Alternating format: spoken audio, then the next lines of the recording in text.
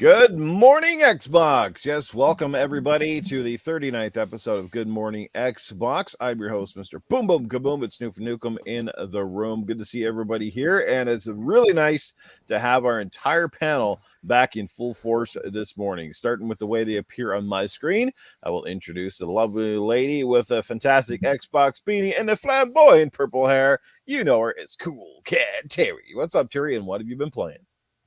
Hey everybody, I haven't been playing nothing. Oh my gosh, I've just been, working a lot. I started my new job, so at 5 a.m. I get up, I go to work, I get home by like 7 something, I eat dinner, and then I go right back to bed and do it all over again. So I don't have a life at the moment, but during the earlier parts of the week, I try to play. I played a little bit of SnowRunner, but it's just Terri has been working on life. I've been working on life. It's just until I can get my house furnished, because we just bought the house. We have no refrigerator. I got no washer and dryer. I got I only have only one room has a sofa in it. The rest of the rooms are empty. I need to buy furniture. So yeah, I'm working so I can furnish. Oh, you're camping, roughing it. Yeah, and there is only one thing that's tougher than From Software games, and that is life. You never know what it's going to throw at you. My God. All right, let's get over to the man making his triumphant return after some sporadic bouts with COVID and different things. It is the one and only Cellblock 22 member, Eternal Shaddai. What's up, and what have you been playing? Hey, good morning, everybody. I'm glad to be back, and I'll be playing Sekiro, and at the same time, I'll be playing Shadow Warrior 3, which is actually released not too long ago. It's a really good game. And hey, Terri, is that your actually wall or anything like that? Because it looks cool, though. And that's my actual wall. I put that together myself. That wall used to be yellow, and then I painted it, and then I put up the stone, and then I put up my picture. It looks cool. I did all that myself, man. Yes, she's got her 4 turtle friends behind her, so she is ready for action. She said she remeasured again, and oh my God, a fourth. My OCD kicked in. I'm like, I gotta have them perfectly spaced. Oh man. Look at this, Terri, right here. You see this? Nice and level right here? Because it's 2 shells put together. I eyeballed that one. Let me guess, have you hit your head with it? I'm kidding. No, I measured the crap out of it, too. Speaking of level-headed, let's get down to that man himself, fresh off another iconic video games podcast. It is Axel1324. How you doing, and what you been playing?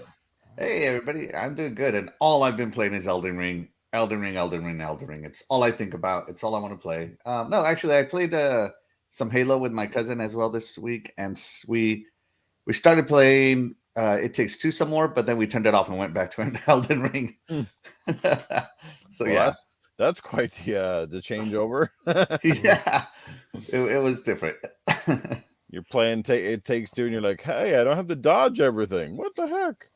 Yeah, it's so funny because Elden Ring is one of those games where you can just play and talk. It's like, oh, have you been here yet? Where are you? Oh, I'm here. Oh, I know where you are. Have you done this yet? Have you done that yet?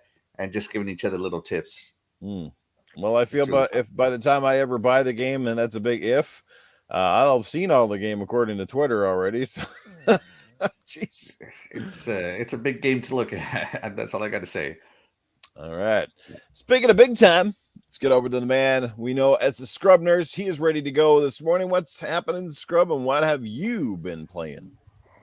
Good morning, everybody. Hello, everybody, to the chat, to the panel. We got Shaddai back.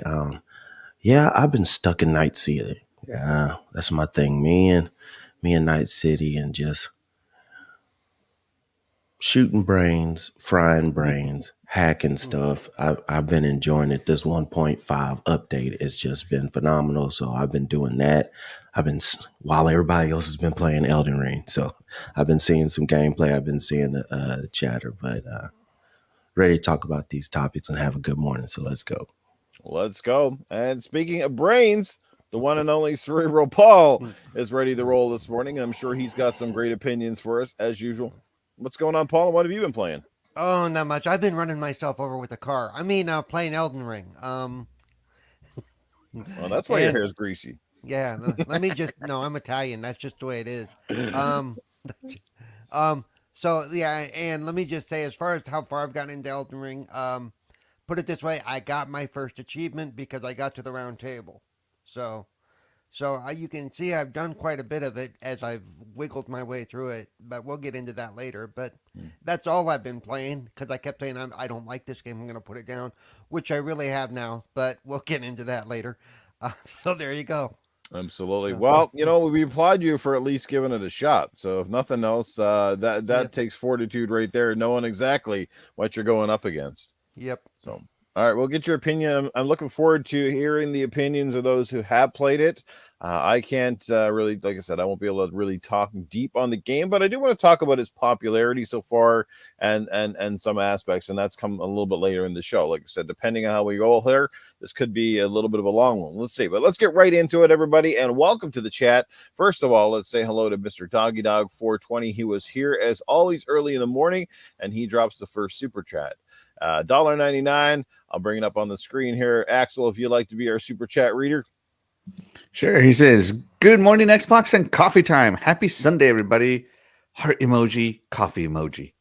Yes. More coffee, please. All right, we see my good friend You're Wicked Hot is in the chat. He was here nice and early. Good to see you here, my friend, as well. We also have Lost Forever plays, and Lost Forever has been one of those guys who's been bombarding my Twitter feed with Elden Ring, Elden Ring, Elden Ring. Black Card, what's going on, brother? Good to see you here. Who else we got in the chat? Splendiferous. What's happening, brother? Punkadish, how you doing? Casket Repair is here. So, yes, we're off to a good start. Happy Cloud Gamer, what is going on? Mr. Joanna Dark and Crispy Rambo. Hopefully, I've caught up with all of you. Thank you so much for being here, and let's get right into the topic. So, first one is essentially about microtransactions. Now, they're not new. We've seen microtransactions now for years. They started to become the norm. A lot of games adopting them to basically offset the loss of cost, especially for free-to-play games.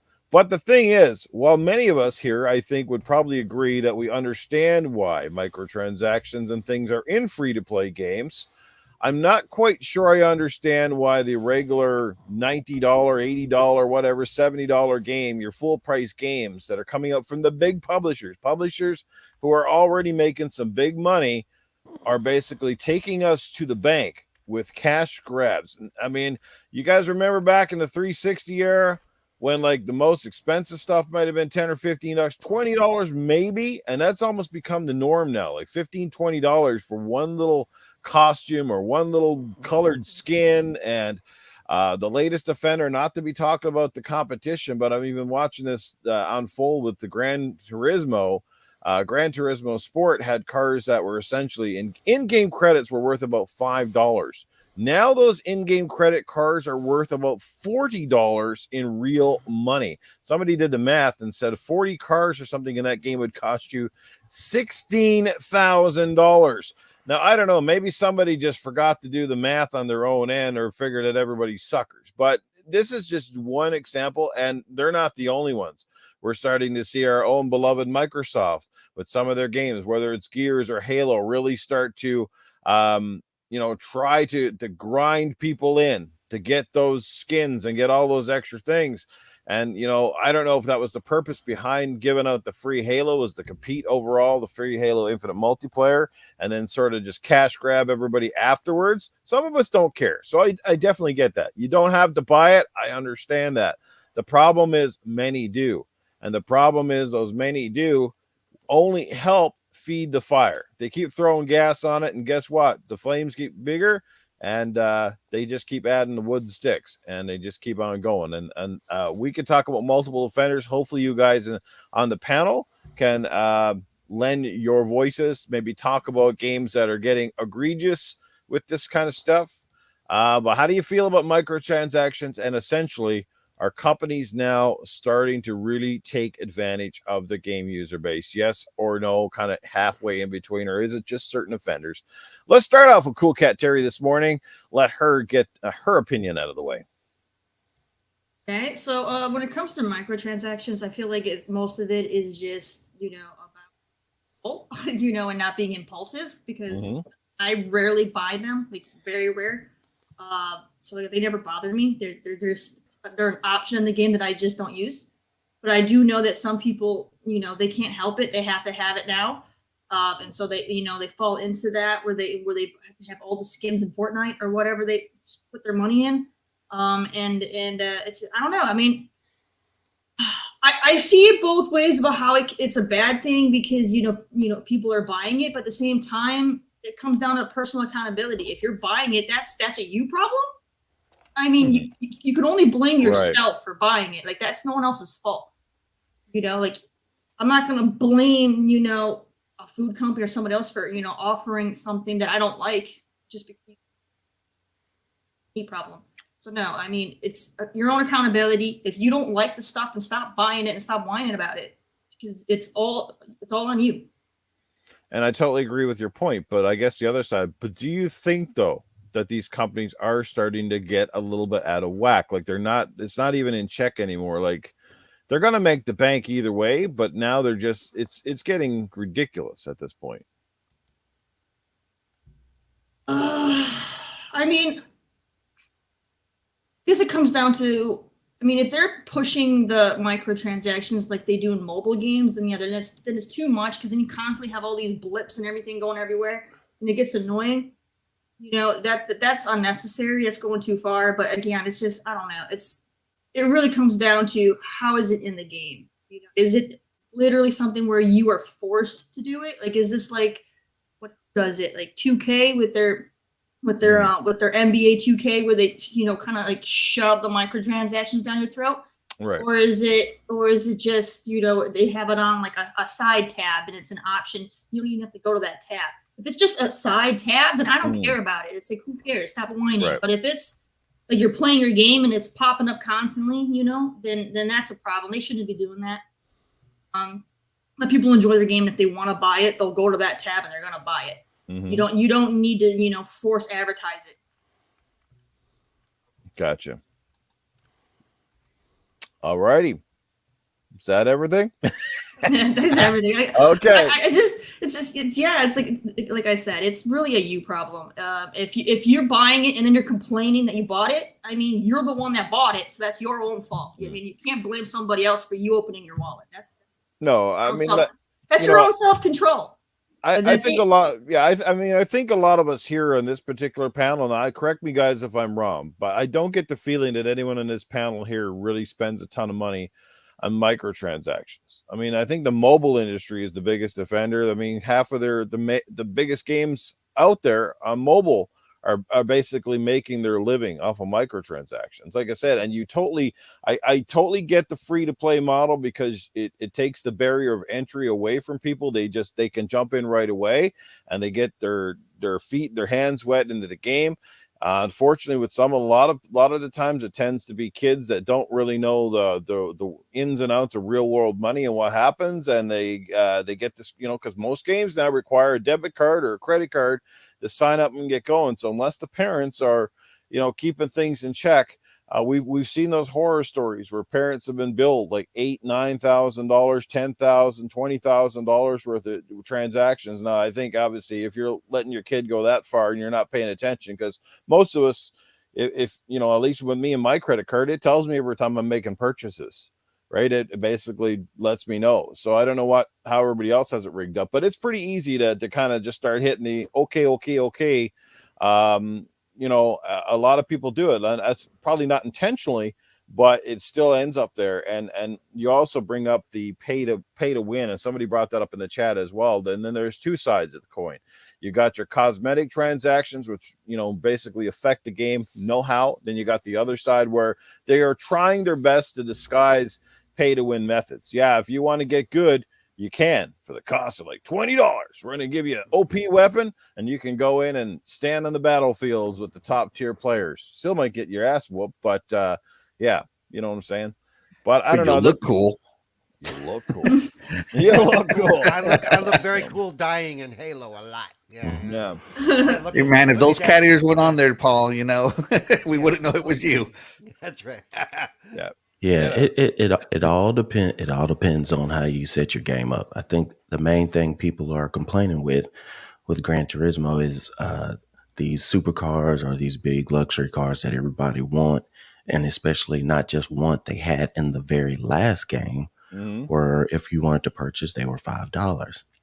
But now, if you want to purchase, they have a system where you can buy 20 million credits. 2 million credits for $20.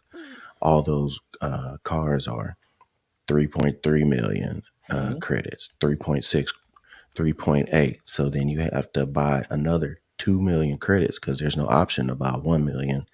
And then so you're getting your 20 and then your $40. So a lot of people are complaining because it's the $5 game car that you wanted to buy. Because if this is a GT enthusiast, yes, they might want to buy that car and get it upgraded however they want, and that's their main racing car. But now you made that $5 car $40 behind basically a paywall. It's not pay to win, but it's one of those things where I want this. It's just like a cosmetic for another game. You've been charging $2 for cat ears, and then the very next game, those same cat ears are $17. It's just like, okay, this is a little bit egregious. I wish it was more. Their scheme GT was more closer to Forza Horizon. You can play the game, you can get all the cars, but yes, you can still buy money and spend money and Forza, but it's not as in your face as it is in GT. But it all comes down to, are you going to spend the money? Why do you need to spend the money? GT7 does not have it set up where you can only win these races if you have these 4 or 5 cars. So it's not play to win. It's just the enthusiasts of the game, they have set this game up more of a car collection. Yes, you win the races, but part of the game is to collect as many cars as you want. So people who don't want to grind, who do not want to wait on that grind, they're spending a lot more money now to get those same cars that say, oh, I set aside $50 or $60 to get all the cars I want on the last game. Now that is blown way out of proportion. Say if I don't care about, the cost, I'm gonna spend it anyway. Now you're asking me to pay 4 and 5 times more for the same cars, just one game next. And I think that's where much of the uproar is. The question is, do you own the car when you buy them? Oh yeah. When you buy them, you keep the car, you put it in the stable. It's just almost, Right. it's just like when you race in Forza and you spin the wheel and you win a car, or you get a barn find that stays in your stable for the rest of the time you have the game. It's just they have the options to buy these. I don't think you can race and eventually win these games if you keep racing long enough. You can only get them if you save up enough credits, and that's where they get you. It takes a long time to save up 1 million credits or There 2 you million go. credits. So what happens Not is, in if the Forza, man. I'm rolling in Forza. oh yeah, Forza, you do a donut, you get 10,000 credits, but in GT, if you can't get those credits fast enough, it makes you want to spend. And if you do not have the self-control and you do not want to grind, that's what's going to happen. You're going to spend that money. So pretty much they have set up. I know this is a little bit different gaming, but that means that it's set up similar to Halo 5 when they have the requisitions that you make your credit from the gaming, while the other ones you buy them. So you have you have two options. Yes, you have 2 options, but one option takes so long that if you're someone who is deep Exactly. into this game, you're gonna spend the money. Yeah. That's the part. That's the part that I was wondering about, because I'm not a racing game, but I played Gran Turismo before. But I guess lately they're gonna have that option probably from from now probably into the future. Either you play it and get a small amount of credit, or you buy them. But at the same time, I know you said that even though if you buy them, you will not have an advantage over them. I wouldn't be surprised if they did that later, just to attract more players to the game. So I wouldn't be surprised if they raise it probably a little bit more for that. I'm just, that's just my opinion for that. But microtransaction and with Terry, it's an option whether you buy them or not. But usually, yes, when they have something really, really good, a lot of people really get attached to them and you want to buy them. I can't deny, but I had to buy the Iron Man Halo skin because it looked cool. So, I'm one of those, Yeah, but it it's does not, look cool. yeah, it looked cool. But at the same time, I'm not gonna go crazy buy everything that comes, for the game. I'm not gonna buy all of them. It's just whatever it looks cool, I go for them and pretty much it move on.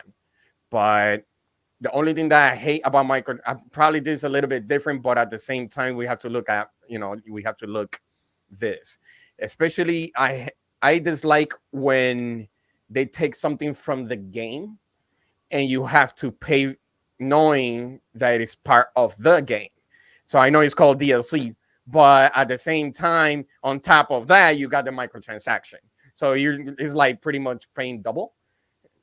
That's something that I would not like to see. But I haven't seen it like that yet. But that's one of those that I really don't like, that you have to pay a DLC on top of a microtransaction, especially with that amount. That will pretty much break your pocket. So I don't know if you guys seen that. Is there a game like that? The only thing that comes to mind is Assassin's Creed. Origins pretty much does that, but not a whole lot. But I know I bought the DLC, but at the same time, you will have some type of skin for that for a small amount. But if that comes with it, you don't have to buy the skins. no, exactly. No, I'm with you. That's why I say you don't have to. But if it really looks cool, then you're gonna be ending up buying both. Depending on the person. That's the reason why I say that. And that's my opinion for that. Also for microtransaction. But I'm with Terry. I'm with Scrub for that. Yeah, FOMO gets a lot of people, and they know it, so they're gonna make the money. True, that's true. All right, I'll go next. Before, man. I have done every kind of microtransaction there is. I have done the pay to get extra lives microtransaction. I done the pay to win microtransaction. If we were on GAD right now, I could say something, but I'm not. Anybody remember the old game Mobile Strike? They used to have like Arnold Schwarzenegger advertising stuff. Yes. Yeah, I spent almost $1,000 on that game. Holy. No, that's okay. My friend spent supposedly that is 10 not okay, grand. Shaddai. I wish I wouldn't have. No, and that's okay. I have a friend that spent supposedly 10 grand just for skin for Fortnite since it came out. Oh my god! Oh, No. God. No. I have a friend who bought every single gun skin in Destiny 1. And I'm just like, nope. I've done the DLCs. I've done the cosmetics, the season passes. And I got to tell you, my favorite type of microtransaction, if I have a favorite type, is definitely the skins. Like, I used to be really, really into League of Legends. And there was nothing more I love than buying a new skin for my champion of choice for that game. And I don't know, it affected absolutely nothing in the game. Like, if my opponent had a cool skin, I wasn't focused on that because I was trying to win. So it meant absolutely nothing. And it's the same thing in Halo, like Shaddai over there with his Iron Man armor. I don't care what the hell you're wearing when I'm shooting you, But I did buy the Samurai green and gold armor too on that one because I like skins.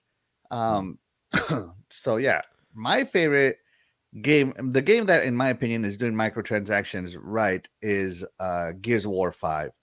They have the season pass. You can get all the cool stuff with season pass, and then they have the what is it? The championship skins, Newf? Is that what they're called? I think so, yeah. Those cool white ones. Oh man, those are beautiful. And I'm not going to pay for them, but I can grind for them. Only 50,000 whatever credits they are. So here I am grinding for them.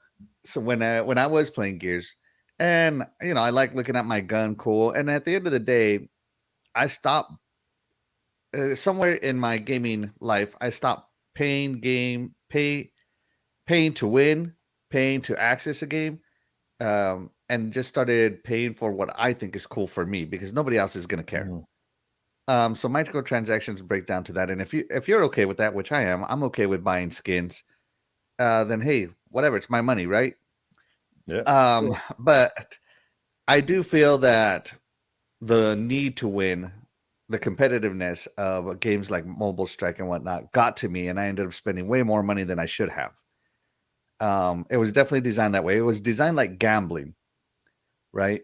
Where it hooks you, and once it hooks you, it's got you. You got to keep going and keep going, or else you're going to fall off, the competitive tier. And I think that's what a lot of games are doing as far as these microtransactions. So GT, I know that this is coming up because of GT. $40 for a car, I think, is ridiculous. When your competition, Forza Horizon, is charging $30 for 32 cars. Yeah. That's less than $1 a car. And so they're charging, $40 for one. That's not a good deal to me. And then on a full price game, right? This is what I'm saying. On a $70 game. And then on top of that, if you don't want to, well, you can grind for it, which is like that Gears game that I talked about. But if the grind is not well balanced, which I don't think it will because they want that $40, it's just not good game design for microtransactions, in my opinion. I have yet to play GT7, so I don't know how bad the grind is.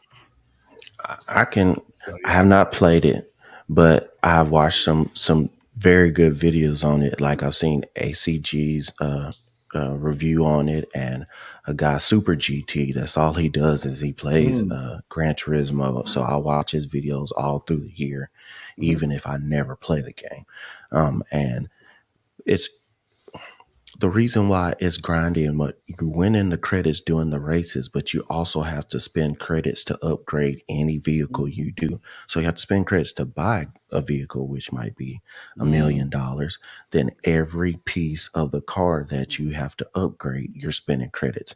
So it's harder and harder to amass credits because every time you win credits for a race, you spend those credits to upgrade your vehicle. So the only way you're amassing a lot of money is you're just racing your vehicle, like say after you max one vehicle and just save for the next vehicle. So you're steady spending credits the whole entire time. So that's not good design, in my opinion.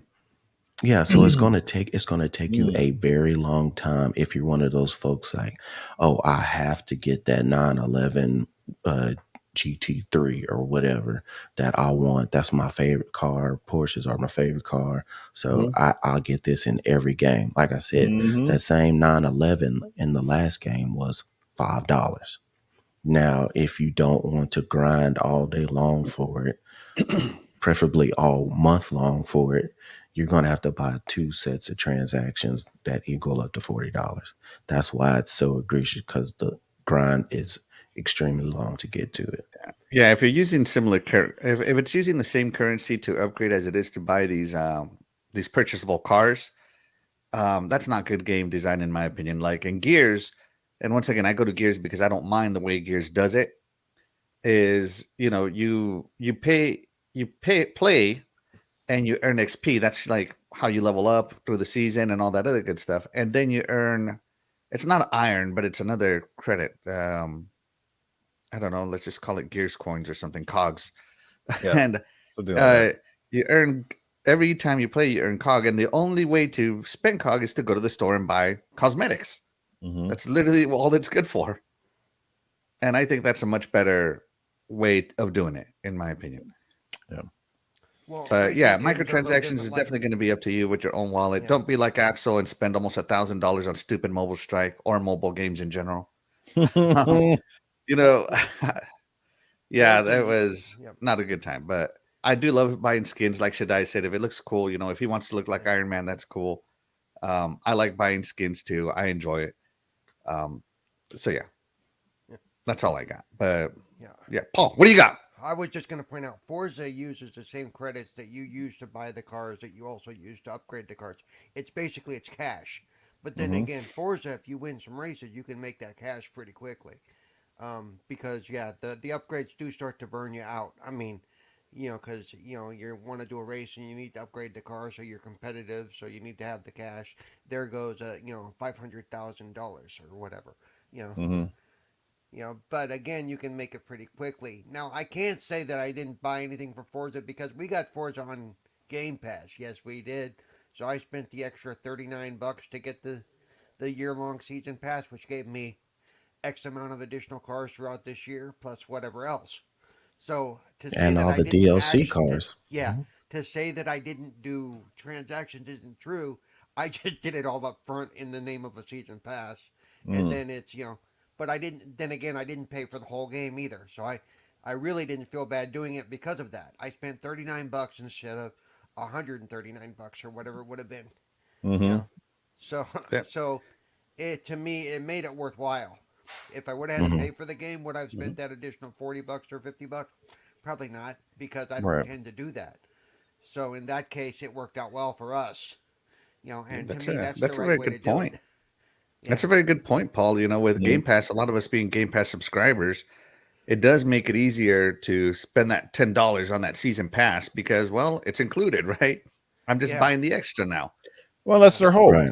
That Yeah. was part of the hope with Game Pass, is that what the offset for obviously having these hundreds of games is more people would play more games and they would be more willing to invest in the microtransactions or the DLCs because of that fact. And I think they have seen that pay off. We've yep. seen people being That's how willing to invest in that.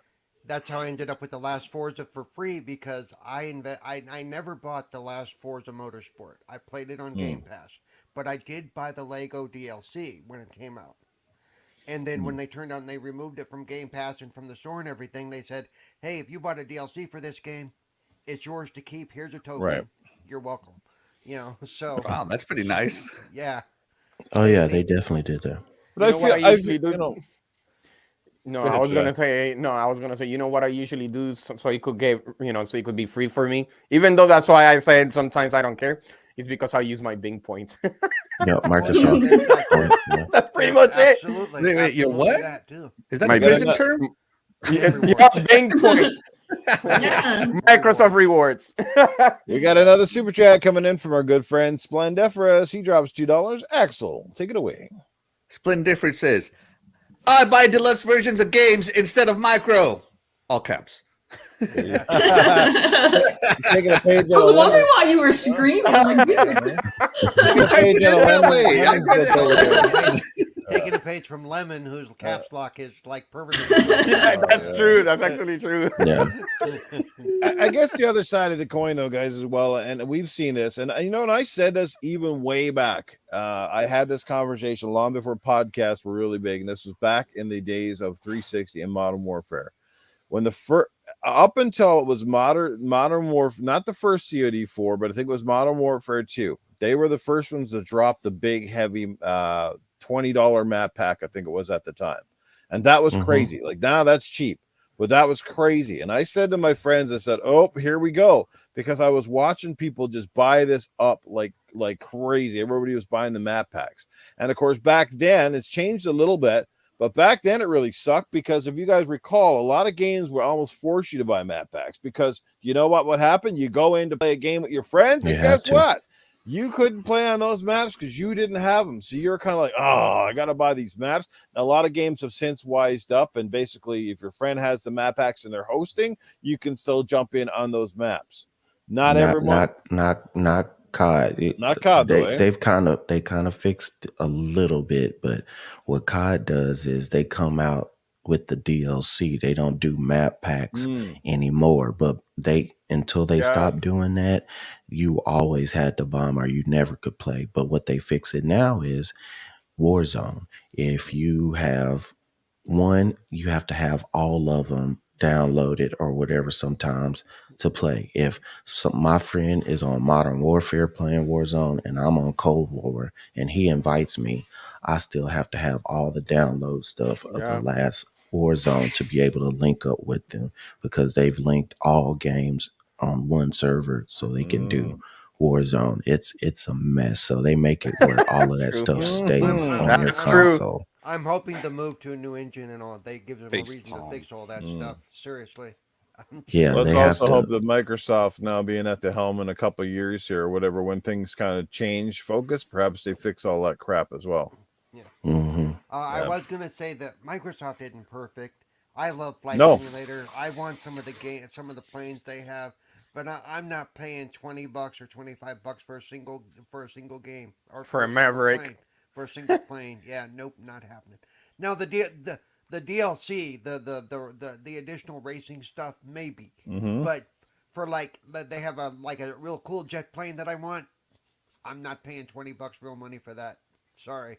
I You wouldn't want to be give me surprised if they did that for the Maverick. $20 just because he's a Maverick. you want to give me a jetpack, a jet pack with like 5 or 6 planes. Great, I'll pay for that, but I'm not paying that much money for a single, basically Right. engine tune-up.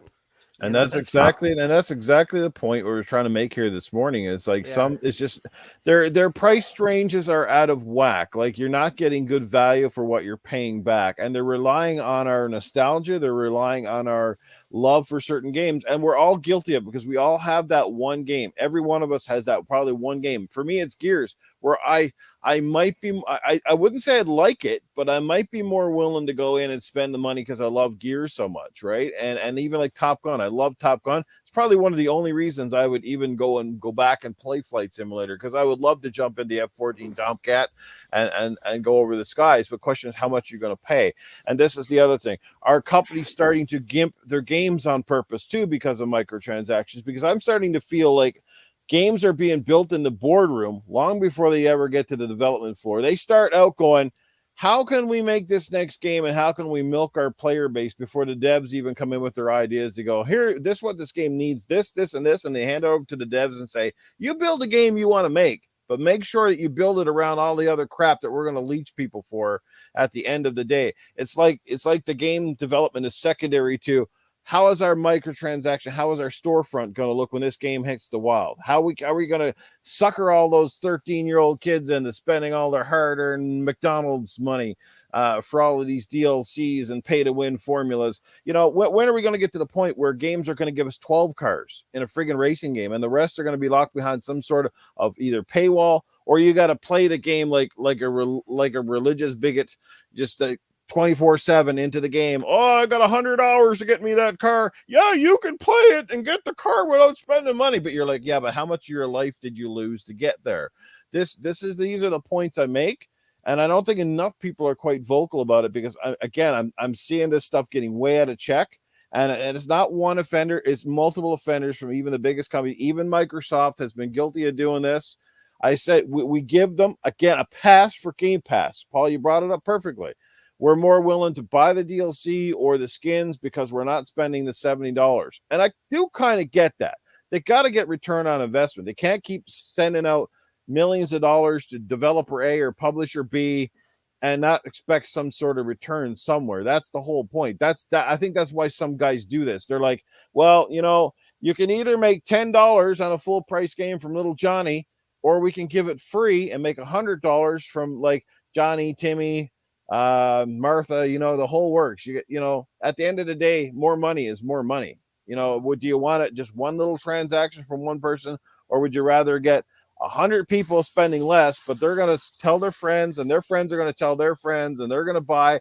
We all know that engagement leads to sales. Bottom line. That's it. So, but are they starting to get out of check here? Yeah. Yes. I think some yes, companies I might think be. they are. I don't believe that Microsoft is building from the boardroom first. It doesn't feel like they're at that point. Because their boardroom is perfectly happy with the billions of dollars they're making every year. So I think the first sign of this, to be honest with you, and I hate to say it, but the first sign of this for me is Halo Infinite. Because I feel like that game is not just built around, oh, well, let's give everybody the ultimate Halo experience. It's built around, well, let's keep people engaged so they can keep spending money on this game 5 years after this game has been in the dust. Well, that's what the skins are for. But I don't think that came Yes. from the boardroom. I mean, I don't. Not yet. Yeah, I don't think so. I think that is definitely, like Paul said, it is this model. People are used to that model with the Fortnites, with the Apex Legends, with all the different PUBGs, all the different war zones out now. So here's a different model. What happens with Halo? Yes, they do have it where you have to do this, you have to do this if you want to go faster. Like, it's objective based. So yes, it does make it a little bit slower unless you learn how to play the objectives and level up faster.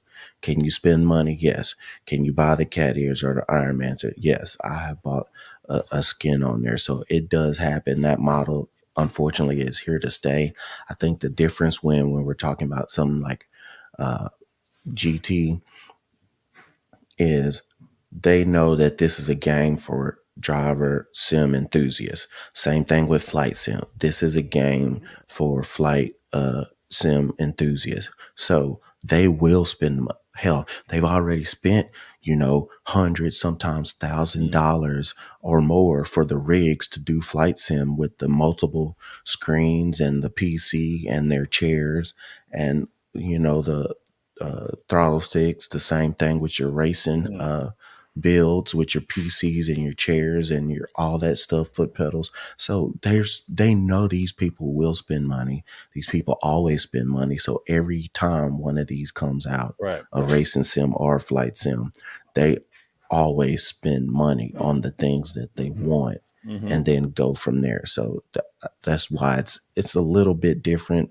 than the norm, because this is like for extreme enthusiasts. Well, I call, games are turning into what I call the restaurant method. Okay. So like, let's say, for example, you like a hamburger, you go to your favorite restaurant to get that hamburger. Perhaps your favorite condiment on the hamburger is ketchup. Okay. So first of all, you start giving you the ketchup for free and you're like, cool. Like, because most burgers always give you that choice or come with it on the burger. But then what happens when they start charging you 10 cents for the ketchup? You might be kind of like, okay, but whatever. It's 10 cents. What happens when that 10 cents turns into $1 for the ketchup? A lot of restaurants do this too. You know how when you go to a fancy restaurant, they charge you for every bit of extra? Well, you want sour cream, it's extra. You want cheese, it's extra. You want this. I mean, technically, it should almost come with the meal. If you want it, you want it. No free refills. Right. Yeah. Right. But there comes to a point where you're willing to pay a certain amount. And then there comes to a point where you kind of look at them and go, are you like effing kidding me? Like, well, what if they did charge you for a refill, but they charge you the full price? Well, hardly anyone would buy refills unless really thirsty people, right? You see where I'm going with that? Like, it's kind of turned into that with games to some degree. I'm a little more forgiving of live service games because they have to keep the servers up and they have to keep everything functional. It's not like a one and done. There is constant, those of us who've worked in IT especially know that shit breaks. What worked 5 minutes ago, all of us have gone through this. You reboot your computer and all of a sudden it doesn't work and you're like, okay, what happened between 5 minutes ago and now? What just went pop? Right. Gotcha. Hey, you guys want to hear about an awesome microtransaction? Yeah. real life microtransaction. This actually is real. There are public restrooms in Mexico. Oh, yes. And they're free to use, but you have to pay for the toilet paper for every square Are you you use. serious? Yeah, no, I've seen when I went on a Holding cruise you a few hostage, years you're- ago. I saw you're that talking, when I you're went on gonna a pay cruise. up, but either way, Yeah. you're gonna use it. Or there's some restaurant like if you don't buy anything from here, you can't use the bathroom. No, that's- Well, that's a lot been of around for places a are long like time, that. yeah, A lot of yeah, that is just to control the general traffic. populace from just wandering in to use the restroom and leaving. Yeah. So what happens? You go next door to the Dollarama and you buy some self-discounted Christmas paper and wipe your ass with it? Well, there is no Dollarama. They do this. They No. do this in like middle of nowhere gas stations where there's nothing else Oh, around. great. So you Okay, have tag no you. choice Yeah. but to do it. It's even in some of the tourist areas where some of the cruise ship goes. Yeah, you can go into one and all of a sudden you realize that you can't use toilet paper. You're like, oh, wow. Damn. That's Yep. crazy. So you just jump in the swimming pool instead. Just bring your own. My question is, if you bring your own, will they say anything about it? Knowing that you're gonna be, you're gonna get charged. Well, how often are you They going to don't be? say it. They How don't often say are you going to anything be about it. prepared enough to be wandering around with a roll of toilet you never paper? know. Once You'll you have start to knowing carry that, a roll. You can Remember, literally you just know- get the flushable wet wipes that come in a small pack. And that'll easily fit in your bag. Yep. Fit in your pocket. Remember, Eternal Shaddai is thrifty. He does live on Block 22. Hey, I don't know if those wipes gonna work, especially in Mexico. That is high. That's gonna be dry. No bum crumbs. No bum crumbs here. What happened we to your got another- socks? It's gonna feel like sandpaper. We got another super chat coming in from a good friend of ours. Let me see. We read it. Splendiferous. We got another one coming in from our good friend who was also a guest member on the show last week, Sir X-Man, dropping $12 in the super chat. That's an interesting number. Go ahead, Axel. Take it away. He says, I buy cars in iRacing. They don't cost that much. There you go. Did it cost $12? There's no exclamation point for that. Just in case. No, he didn't type in all caps. Look,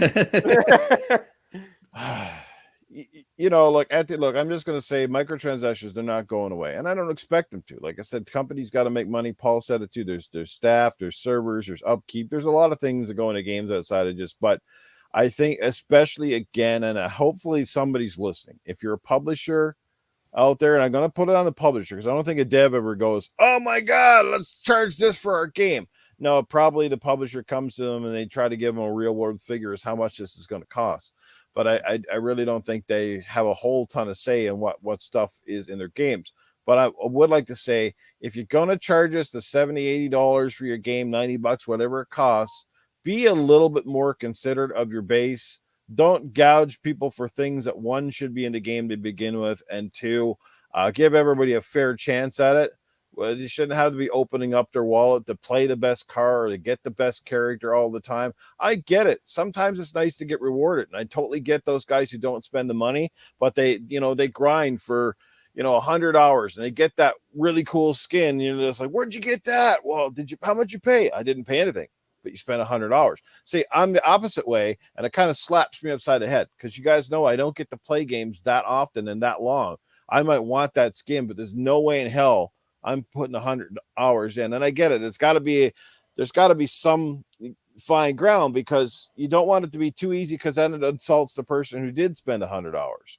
Because if you're going to make it $2.50 or something like that, which is affordable, and that guy spends 100 hours to get that 2.50, he might be going, well, geez, like time versus your money. I kind of get it, but just be a little bit more.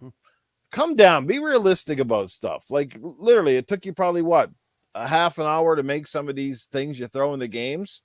And some of the stuff was designed at the start. Like I said, some of these games, I feel like they've had the game at launch day. They probably have 100% of the game, but you know what? They sell you about 65% of it, and the rest of it, they just keep back. They just say, oh, here it is. We're going to charge them. But technically, it should have been there to begin with. I don't know. Street Fighter 5, anybody? I just had a thought and I lost it. Crap. Jeez. Maybe Lost Forever in the chat has it. Yeah. Craig Simmons, Gaming TV, what's going on, buddy? Pixelbit, what's going on? Good to see everybody in the chat. We got 33 amazing people checking out the show live on tap. Don't forget to hit that like, comment, and subscribe, and check us out on the replay if you get a chance. Tell your friends, tell your family, or whatever. But hopefully we'll see you here. We appreciate you. I want to add that I feel that we got exposed to microtransactions in their earliest form back in the 80s and 90s during the arcade era, because we literally got suckered into paying extra for continues, paying extra so we can get more time on the clock, paying extra to get more potions and we've had microtransactions when we were kids. We just didn't know about it. We just thought that was normal, and we didn't really, and be like, oh, we made you another 75 cents so I could, play another 20 seconds. We did that all the time. And they've just evolved a lot since then to where now they cost a lot more, but you get a lot more. You're getting more than just one extra life now, but it's the same kind of concept if you really look at it.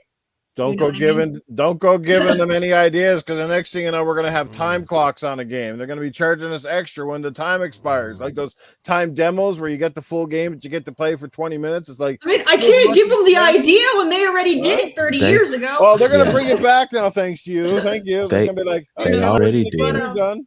It's called mobile gaming. Yeah. It's true. Terry, It's the mobile gaming. Terry, do you feel good about yourself? You literally just ruined my entire childhood.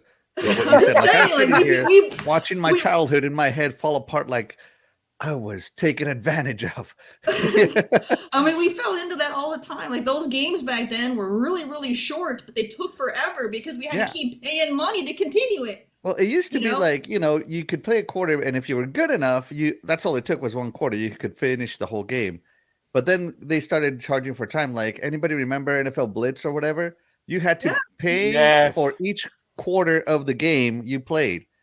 Yes. Yeah. So thanks Terry for ruining my childhood. But yeah, you're right. I mean, beat 'em ups were terrible too because you had to pay for all your lives. So all like, the if you're playing, shooters. like, yeah. So like, If you died, got you. continue countdown 2019.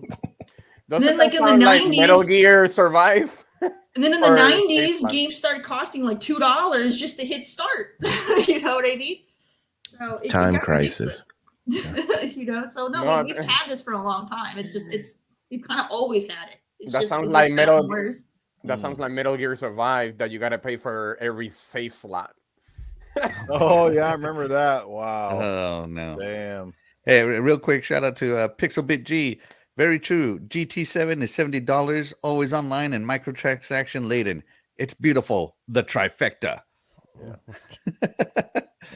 There you go. Yeah. No, Sony's definitely an offender in a lot of those ways. It's craziness. Well, that's like I had this conversation last week with somebody. This is not the same thing, a little off topic, but it's kind of funny because up here in Canada, if you know, the Xbox Series X, for example, right? It's what are they in the States? Series X and a PlayStation, same cost in the States, correct? Correct. Yeah. $499. Yeah. $499. Okay, so get this one. So up here in Canada, Series X, $599.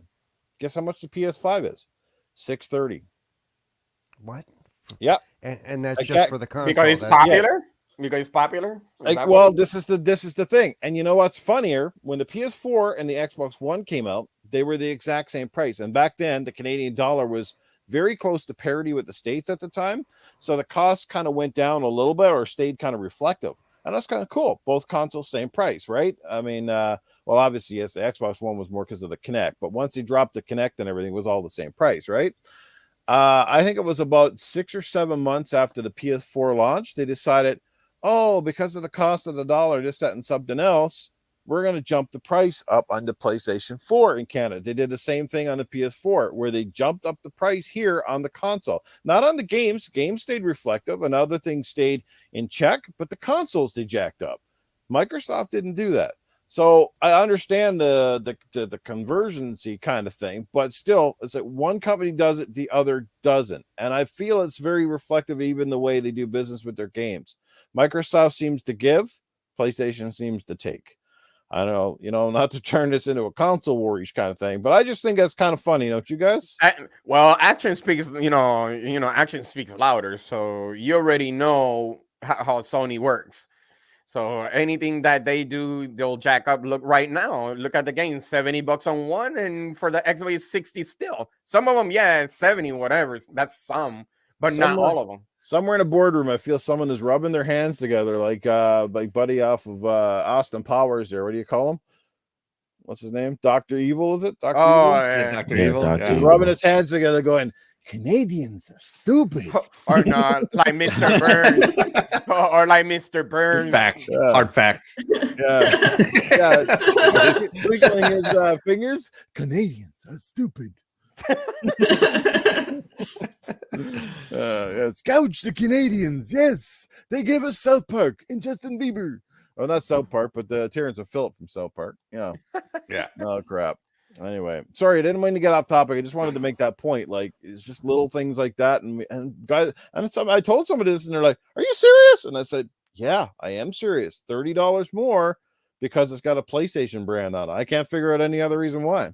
So either Microsoft is wanting to take the cut to stay competitive, perhaps, or Sony's just like, like I said, dumbasses up there. Let's gouge them. Could they be paying more on tariffs and stuff, and Microsoft eats that, and Sony says we want the customer to pay for that? That is possible too, Yeah. Paul. Absolutely. There could be more logistics to it than that. Microsoft is probably willing to eat the cost to stay, like I said, ultra competitive. Yep.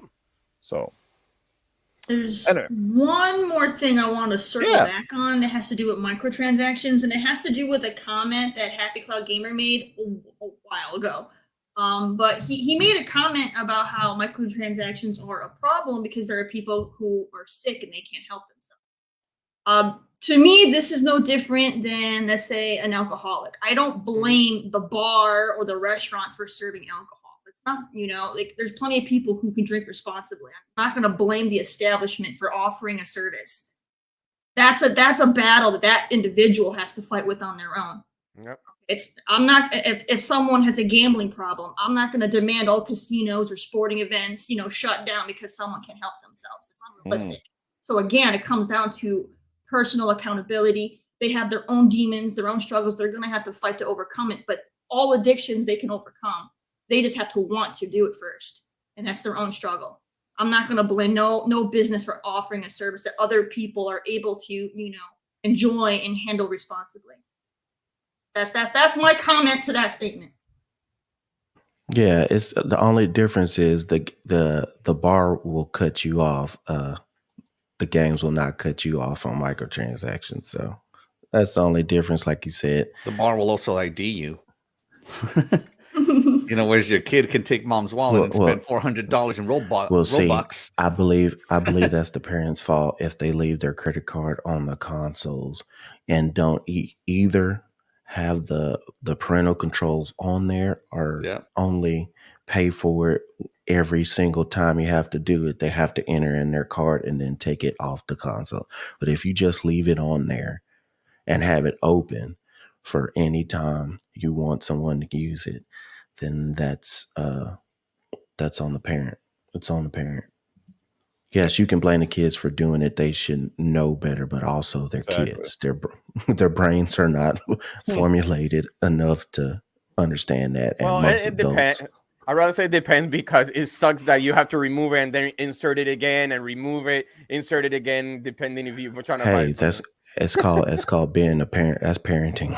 Well, it's funny too because even like sometimes the way they do these things, they're very crafty. Because when you go to buy something, they'll have sometimes a yes or a no, and the way that the words are highlighted or the blocks are highlighted, sometimes you can't tell which is saying yes or which is no. Might be might light up blue or it could be a highlight, but sometimes they're very hard to tell. And the way they put them is almost like intentional, so that you're accidentally going to hit on it, and then boom, it goes. Something like that.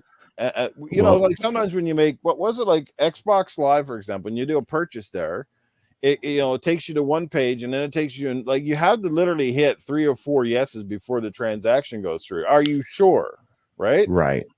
And then they have the parental controls on there. Oh, we lost Newf. They also have the parental controls where when anytime you press, it goes to the parent's email. The parents have to open up an email, read it, agree to it, and then you have to go back to that screen and do it again for you even to purchase $1 for anything, not just a skin. If you want to buy a game, if you want to get another month of Xbox Live, if you want to buy anything on your Xbox, there are parental controls where nothing can happen until the parent agrees to it. Now, unless you have the easiest password in the world and your kids can figure out your email and your passwords and circumvent that, that's your problem.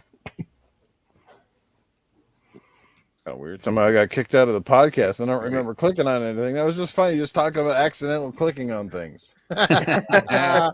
Really weird. Hey, we got another super chat coming in. Axel, I'll let you read this one. You're probably going to chuckle. All right. Newf, didn't you just buy a PS5, dude? Smart Canadian, Pegasus Nation. Yep. I can hear it coming already. I'm going to address that at the end of the show. Thank you very much. Newfonomics. I'll give you $3 for it. All righty. Anyway, like I said, guys, microtransactions, they're not going away. Paul, did you remember what you wanted to chime in on, or did it completely I have no idea. No, we can. Okay. It is what it is. Again, speak with your wallets. It's like everything, guys. Speak with your wallets, because that's the only way it makes a difference. And if you're just going to do it and not even think about it, and you're just going to give out your hard-earned money, again, they're going to take your money and they're going to laugh all the way to the bank. And hey, but at the end of the day, if you look, if you spend $100 on it and you're happy with it, I guess at the end of the day, too, that's the other side. It's your money, and if it makes you happy, no Right. matter how you spend it. It's your money. It's your choice. Like I said, everybody out there is happily to spend their $80 on Elden Ring, for example, and loving it. For me, I might get it, big might, but for me, it's like, do I want to spend, $90 Canadian for a game that I'm not 100% convinced I'm still going to enjoy? I mean, I asked that question. I said, I'm going to have to buy this Elden Ring game, right? You guys probably saw my tweet. I think it's one of my largest reacted tweets in history. I've had responses like nobody's business. I wish I could get that traction for my podcast. We'd have hundreds of people in here.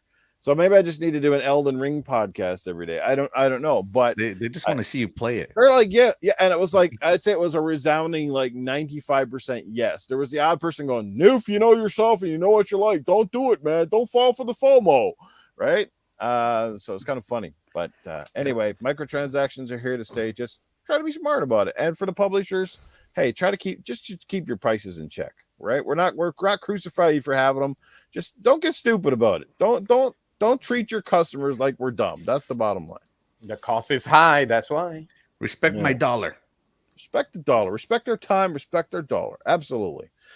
But yeah, Lost Forever says my son is locked out of purchases. Curry Cosmos, no PS5 for me. And Christina, good to see you. I don't see you very often in my chats anymore, but trust me, I haven't forgotten you. No PS5 for me, especially in ye old Canada. Is that because you don't want one, or is just because you've been finding them extremely hard to get? I'm lucky I got it this time. And that, again, thanks to big shout out to D Batch. So if you're not following him on Twitter, maybe you should be, because he seems to find out when the shipments are going live, and that's the only way. Because 20 minutes after I secured mine, it was like, boop.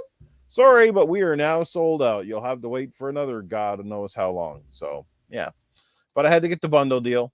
It wasn't so bad. I was going to buy the game anyway, so that was given. The controller, yes, I could have lived without, but hey, I got a second controller just in case I get that. But it's red. It's red. Yeah, it is the red one. Some people got different ones. Some people got like the black one, and I saw some get like the purple. I guess they just pick. But the red one's kind of cool. Yeah, I think Newf only bought the PS5 just to have the, work on that blowing feature. That's it. I get to spend the next 3 or 4 months working out my Newfonomics again. I know you guys are all running bets in the background. How long is Newf going to have this one for? We got squares. We got grid squares going. Yeah, is he going to trade it for another? He's going to trade it for a Switch OLED. You watch. No, you're going to keep it, because with the blow factor, we know what you're really going to use that part for. He's gonna have to Don't feed go that, there. that controller. Wrong show. Don't do it. If he does it into a microphone, he's going to do it to the controller. He keeps blowing on the wrong end, Hey, so I'm not surprised.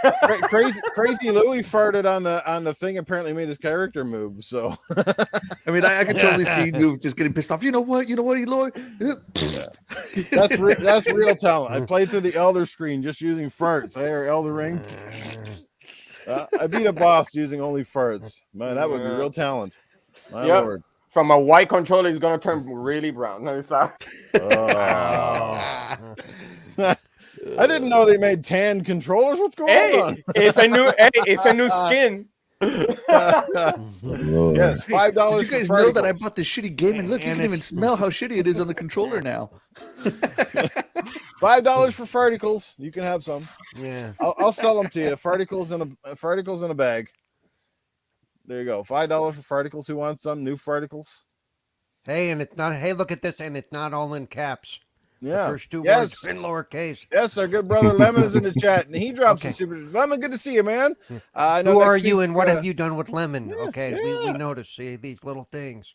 Yeah, he forgot to turn his caps lock on, I guess. Yeah, he's crying out for help here. By the way, Lemon, he got a birthday coming up next week, so hopefully people will go and check out his stream next Saturday, I do believe, on the Dragon's Den podcast. Go check it out, guys, if you get a chance. But he's dropping $5 in the super chat. I'll let Mr. Cerebral Paul. He can read this one out since he since he brought it up, and Paul and Dragon podcast a bit together. So go ahead. He got a yell too. Go ahead, Paul. No, but first I have to go. What's good? GMX, you guys are awesome. After a whole night of drinking and partying, I'm up early. What's the rest of it here? Rocking with you. Facts. Rocking with y'all. Facts. That's how Dragon Say would do how it. limited. Facts. He would deliver it like that. GMX, you guys are awesome. After a whole night of drinking and partying, I'm up early rocking with y'all. Facts. Yeah. After the what's good. The what's good is him getting over the hangover. It just took that long. You know? There you go, baby. I love the way Lemon says facts on all of his videos, like not just his podcast, but on his videos. He always ends his videos. Facts. Even on the Xbox, he says that on the party. Yeah, even when he's wrong. Oh, I mean, hi, Lemon. How you doing? Yeah. Facts. No, I'm just kidding. Yes. He's got the Z's in there. All right. Good to see you, though, Lemon. Thanks for stopping in, checking out the podcast, brother. Good to see you here as well. Let's get into Coolcat Terri. Let's get to the indie spotlight since we're at the halfway park. Actually, just past the halfway mark of the show. Axel said our topics could run us long today. We might only touch 2 of them out of 3, but let's get right in there. So, Coolcat Terri, whenever you're ready, pop that up on the screen. I will share it out, and we'll get right into it. Right, zoom in on me first. I'll share. Zoom in on you. Okay, let's do the hold. Here we go. All right, you guys. So I got something very, very special. This is going to be very different from what we're all used to seeing when we think of video games. I'm going to be showing you guys a game that's been made 100% around accessibility for the blind. So I think I know what game this is. So this is a very, very interesting game because we, as sighted, we value our game graphics and all this stuff, and that's we always think, well, that game has terrible graphics, this or that. Well, graphics don't mean anything to someone who can't see. For someone like that, audio is going to mean a lot to them. So this is going to be very, very special, and I want to keep in mind that when you guys, if anyone's interested in trying this game out, it is highly recommended that you play the game blindfolded so that you can get the actual experience that somebody without sight would actually get when they're playing it. All right, so I'm going to go ahead and show you guys the trailer. All right, let's pull it up here. Whoop. Escort a blind girl 500 miles down a treacherous valley in the wake of an invading horde. Not sure what reward would be worth that. Pirates. Coming aboard. The shades were fortunate to gain hold over such a creature. Alice, your weapon. It's on fire. I know you can use the damn thing. Start swinging, girl. In the dark, you shine, Alex. Every one of us serves the Fae, whether we know it or not. I will not serve them. That is why you must die. Adriana told me you were coming. A blind princess, doomed to watch her kingdom burn. If you want the kingdom, you will have to take it from me yourself.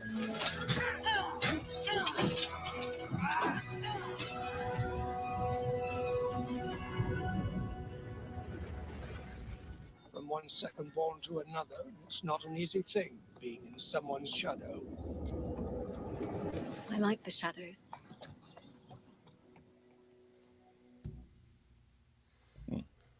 Okay, so this game is developed by Falling Squirrel, and like I said, they wanted to make a game that was blind accessible. And so what they did is they focused a lot on making sure they had a great story that you can get immersed in. So this would be great. So for those of us who have sight, this would be great for people who maybe like to listen to like books on audio or things are kind of more of that nature to where you can kind of get immersed in the story that you're hearing. It's kind of like the same concept. So you're not going to have, you're not going to see a character on your screen.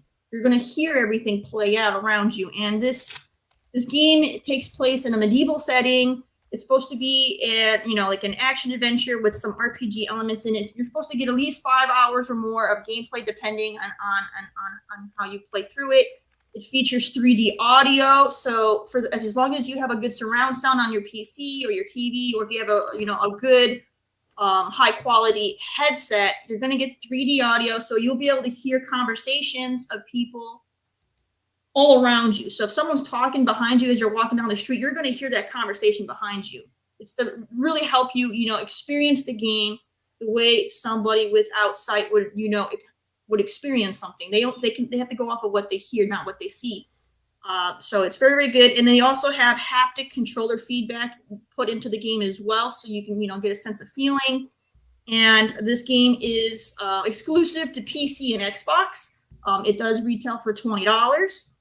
And the whole scope of the game is you play as Alex. Her brother became, king, and she got put as a warden who's put in charge of like the outskirts of the kingdom, kind of like, oh, you're the blind sister, we're just gonna cast you out, kind of thing. Mm-hmm. But then some invaders come, and now you are forced as this blind warden to try to stop these invaders coming into your kingdom, and you're going to go on a huge adventure and meet different people. So it's definitely a completely different experience, like I said, from what we're used to for video games. But if you do play it, do it blindfolded, because staring at the screen and just seeing stars and stuff blip around, you're not going to get immersed in it the way you're intended to. So go blindfolded and just feel how the game's supposed to play out. Cool. Yeah, I just want to say real quick, listening to the trailer doesn't do it justice because you can't hear how spatial it really is. I've actually watched my buddy Sightless Combat play this game on the Xbox channel last year. It was incredible. And headphones are strongly recommended, even though a surround system will work. Headphones isolate you more and give you a better idea of where stuff is. And she's right, definitely play it blindfolded so you don't have any other distractions. It's an amazing game. It really is. Nice. Well, you heard it right here. Sorry, Sorry, my voice mod isn't working. They broke it with the last Windows patch. So you heard it right here. Guys, you're so slow. All right, the Veil. Yes, the Veil. Another indie spotlight from Coolcat Terri. Thank you for that, Terry. Appreciate that. So go check it out. Like you said, put a blindfold on, play it for yourself. Maybe at least you can put yourself in their shoes to some degree. So it is good to see more games, like I said, branching out and trying different stuff. So indeed, yes. All right. Let's get over to Scrub Nurse with a look at what's coming and going for Xbox Game Pass. Scrub Nurse needs to update. I'm gonna share my screen real quick. Pull it up because I just got one quick thing to mention. I would be remiss if I didn't. So let's do it. All right. So we're on GamePassCounter.com as usual. So I just want to let everybody know, leaving soon. We got Nier Automata on the 15th. So if you want Fogs or Torchlight 3 or the Surge 2, fine. But the big thing I want to say is Marvel Guardians of the Galaxy. This is a great game last year. I never had the chance to go back and finish it, but I will this year. The graphics on this game are not, the 4K just all, but it is perfect for what this game is. The storytelling on this is remarkable. The lightheartedness, the campiness between the individuals on your squad, and then the gameplay. It's easy to get used to. It just takes a second. You're playing as one character, which is Quinn, but you're controlling all your other teammates at the same time, all their different special abilities, their attacks. You point them in what direction to who fight who while you're doing your own. So this is a game that was highly touted. It was in the running for some awards last year, and now you can get it on Game Pass if you hadn't bought it already. This is one of the great things about Game Pass. Sometimes if you're one of the people that have to buy everything first, it comes out later on Game Pass. So check this game out. It's pretty good. Also, March 17th, we got Shredders, and that's not a Ninja Turtles game. Shredders is going to be dealing with snowboarding and Yep. It looks pretty good. I've seen some of the trailers and some of the gameplay. So if that's a game that you're definitely interested in, I'd be looking at that coming up pretty soon. So that's all I have to share on that. I hope everybody had a chance, if you didn't, to get Titanfall before it left, because you definitely get discounts with all games that you end up purchasing through Game Pass. So Titanfall was definitely a great one. You can still get it. You can still find it if you hadn't had a chance to play it. But I'm definitely hyped for Guardians of the Galaxy. For the people who hadn't had a chance to play this game, it is a must. Check it out. So on March 17th, get drunk, drink green beer, go home and try to play Shredders. And make sure you stream that shit because it'll be funny as hell. Yeah, that'd be awesome. Shredders. Yeah, I can't wait for that Turtles game. I don't know when the hell that's Oh man, that out. Turtle games look so good, especially now that you can play Splinter. We still don't know if you can play online co-op in that yet, do we? Please tell me yes. Please tell me yes, because that's 4-player online co-op would be absolutely awesome. Please put that in. Please. Definitely. If it takes an extra 6 months to do it, it'll be worth it. Trust me, because you'll have everybody playing.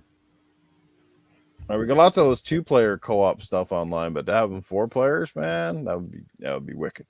There's no reason for it to not have 4-player co-op. I mean, Castle Crashers back in the 360 was a 4-player beat 'em up co-op. Mm-hmm. So it should be actually true. Yeah, but we've seen how many games that have come along in the vein of Castle Crasher since then, like next to nothing. It's like, what the heck? Right? Everybody's got their little excuse. Oh, well, we can't do it. It's the game design's preference. You gotta do it like this. That's how I imagine them speaking to us when they're trying to give us an answer.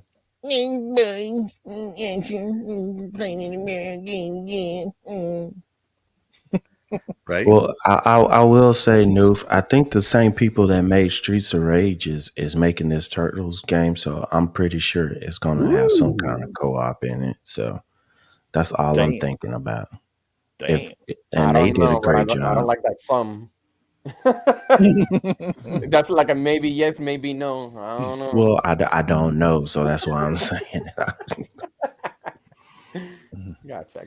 Yeah. Speaking of it, that's the Star Wars game soon coming out too. Was it Star Wars the Lego one with all of it? Does anybody know if they're finally going to put the online back in? Because they did it with Skywalker Saga. Yeah, they did it with the. Remember they only did it once in the entire time of those Lego games, and with Traveler's Tale, and they did it on that Star Wars trilogy game that came way back out in middle of the 360 days.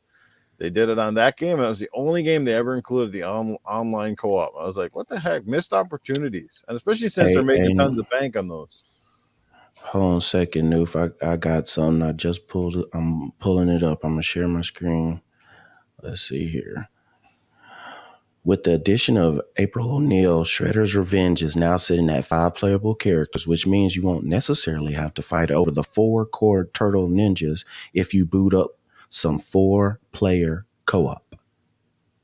Okay, so it doesn't 4-player. It doesn't, but it doesn't say online. Doesn't say it's co-op. That could be couch co-op. Yeah, it doesn't. Yeah, it could, but I hope that's not what it is. That reminds me of the game that I gave to Terry, thinking that it was online, but you derp, man. He's like, yo, we're gonna play this game. We're gonna play this game, and it was couch I got too co-op. hyped. I'm like, Shaddai, you messed up. I got too hyped. All righty, good stuff right there. Let's jump in, I guess, to the next topics. We move things right along. Still half an hour to go or so just before we get to the 2-hour mark of the podcast, episode 39. Again, thanks for watching. Our next topic this morning is around the Elden Ring. So 1 week later, is it a real Game of the Year contender, as everybody says? And should new players stay clear or go for it? Let's find out, because we do technically have a new player sort of to all of this to some degree. So the 2 people on the panel that have played it so far, for those of you who want to know, have been Axel1324, who's been trudging away, and Cerebral Paul has just jumped on board with the Elden Ring. Let's let Axel first on this one, and then we'll get Paul to come in. I have a funny feeling we're going to get 2 very skewed views for a bunch of different reasons. Okay, so keep an open mind here, especially when Paul gives his opinion, because he's coming from a different place than the other 5 of us on that panel would be. Okay, so just bear in mind, I don't want people to get, Paul takes a lot of heat, but he's got really good reasons for his opinion, not just, oh, I don't like this game or this, that sort of stuff. So we'll get right into it. Axel, what's your impressions now after playing? Obviously, you're not finished the game, but you've had a good few hours in to give your impressions. How does it stack up versus previous games? Is it really a game of the year contender? Some people even saying best game of almost any generation. Let us know. What is it? And should newcomers at least attempt this, or should they basically, if you're not a fan, go stick your head in another pile of sand? All right. So to address the first question, so I put out on Twitter, you might have saw it, that to me, Elden Ring is the best game I have ever played, period. And that took a lot for me to say, because as you know, I love Halo. To me, Halo has been like amongst the greatest series I've ever played. But when it comes to a singular game, and I'm thinking about how much I enjoy it and how much it's driving my mind, like I think about it, I sleep on it. All I want to do when I'm not playing Elden Ring is play Elden Ring. I keep thinking, like, okay, what if I do this? What if I do that? It allows experimentation in a way that games just haven't since Breath of the Wild. And it's just, I spent well over 100 hours on Breath of the Wild without even thinking about it. And I feel I'm going to do the same, if not more, on Elden Ring, just exploring. Everybody, there's just something about the game, especially for Souls fans, that is so addicting in the way that they did it. The map doesn't show anything, and so it encourages you to stay away from the map. Just play the game. And an open world game, that's quite essential, and it's the music. Like if a bad guy is attacking you, it plays this type of music. If a bad guy who's really overpowered compared to you plays this music. Bosses have a theme. Great bosses have a theme. Great foes, as they call them, have their own themes. The story is not so involved that you're watching a cutscene every 20 minutes or something. They are very well-paced game. Like it's so much gameplay. Like I feel that this game follows the rule, gameplay is king, to such a T, and everything was built around it. The music was built around it, the world design, the level design, the way the weapons work, the story, the presentation, everything was built around that gameplay. And even the deaths, it's part of the gameplay. I mean, dying doesn't bother me, as my very first game was Mega Man 2, and I died a lot on that game. So maybe I'm just trained from an early age to accept death as part of a game. And to me, dying just leads to more like, okay, what did I do wrong that time? I got to adjust it. What if I try this? What if I try that? And it is a lot of trial and error, just like it used to be. And memorization of patterns and reactions. And there's just something so satisfying about killing bosses in this game. Like I just killed Margit, and I uploaded my video on Twitter, and I was trying to kill him the way I fight most other bosses, which was to be methodical about it and, parry when I can and stuff. And he was just tearing me up. And finally, I'm like, you know what? I'm just going to go super aggressive on him. And when I did, I finally killed him. I'm like, wow, he was a lot easier than I thought. So I was struggling a lot this way, but I found a lot of success another way. And that's what I love about the game. And to me, it is the best game I've ever played. Now, should newcomers try this game? If dying a lot enrages you, you shouldn't. If you want to play the game where the gameplay is the puzzle, like, puzzle platformers and puzzle games where you get stuck in a room and you got to figure out a puzzle and you're in that room for an hour or whatever. I know some puzzles might be that hard.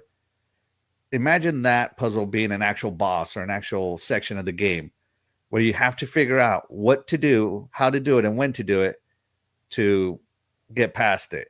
And to me, that's kind of the allure of Souls games, is the gameplay itself is a puzzle. The memorization, what to do, when to do. It's all about rhythm in Souls games. And if you until you figure out that rhythm, it's going to be, well, you're going to die. That's just all that it comes to it. You're going to die. So should you try it? If you want to, sure. But if dying enrages you, I say no. Save your money. You're not going to enjoy it. You're not going to see it the way I see it or anybody else who enjoys the game sees it. You're probably going to think it's the worst game ever made. Because it throws you out into that open world with no direction whatsoever. No objective, no nothing. And the first foe you run into is one of the hardest bosses in the game. So yeah, just putting that out there. It comes in hard and just immediately puts you in your place. You know what, Axel? That's probably not a bad idea, is to throw out one of the hardest bosses early, because I think if you're able to beat that boss, if you can stick with it, it gives you confidence to keep going, as opposed to just kind of getting, like maybe ease into the game a little too much, and then all of a sudden you kind of start seeing the end in sight, and you're just getting obliterated, and you're going, man, I must suck. I was beating everybody easy earlier. I would agree to that if it was more like Ninja Gaiden style. You remember Ninja Gaiden when you first started? You started off on a hard boss, but you could take some damage, right? Mm-hmm. The first, the first boss you run into, what's it? The Garden Sentinel, the Forest Sentinel. That's the guy on the horse, right? Yeah, with on the horse shield. Yeah. Yeah. When you come in, whatever level you are, he will one shot you. Mm. You don't have room. You don't have space to learn him. Right. And I know there's some people on social media who have beat him level 1, but those guys were fighting him for 20 minutes. Right. Imagine having to play a boss perfect for 20 minutes. I can't do it, but some people can. Yeah, that's the hardcore. That's those guys that live and breathe that one game. Right. Hey, Dr. Dinglenet says hardest part is deciding what class to start as. I agree with that. I probably spent a good hour on selecting my class because I didn't want to select, because depending on the class you are determines how hard the rest of the game will be, because some classes are better suited for this style of game and some classes are not.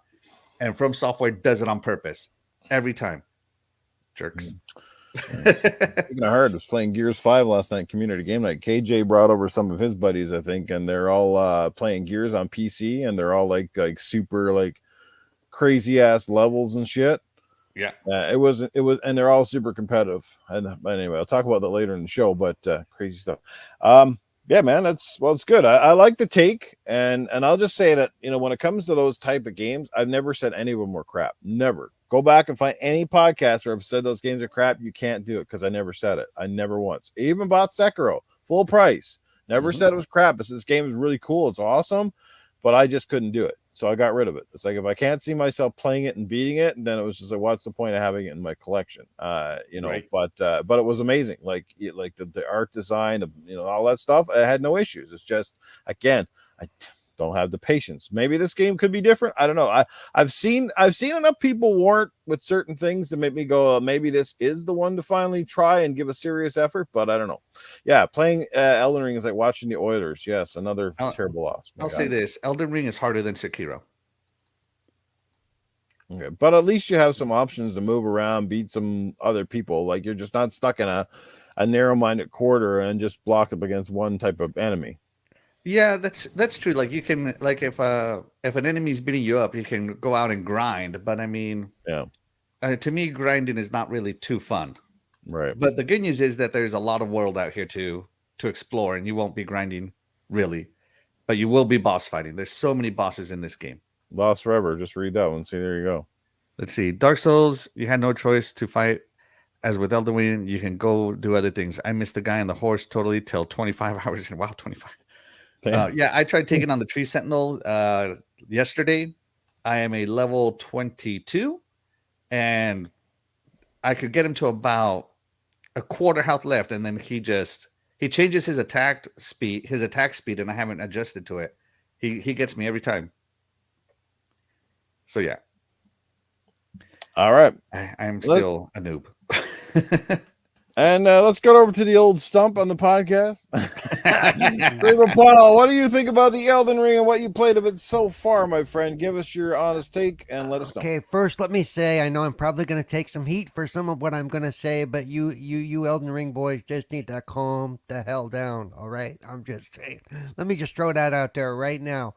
Also, I have played on my main character. That's right, I've tried too. I have played over 20 hours of Elden Ring.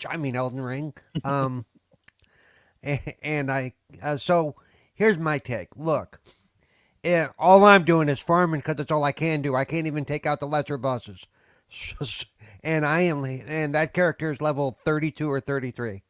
Um, Mostly it's because I can't dodge for shit because of the way the controls are set up. That where that dodge button is very difficult for me.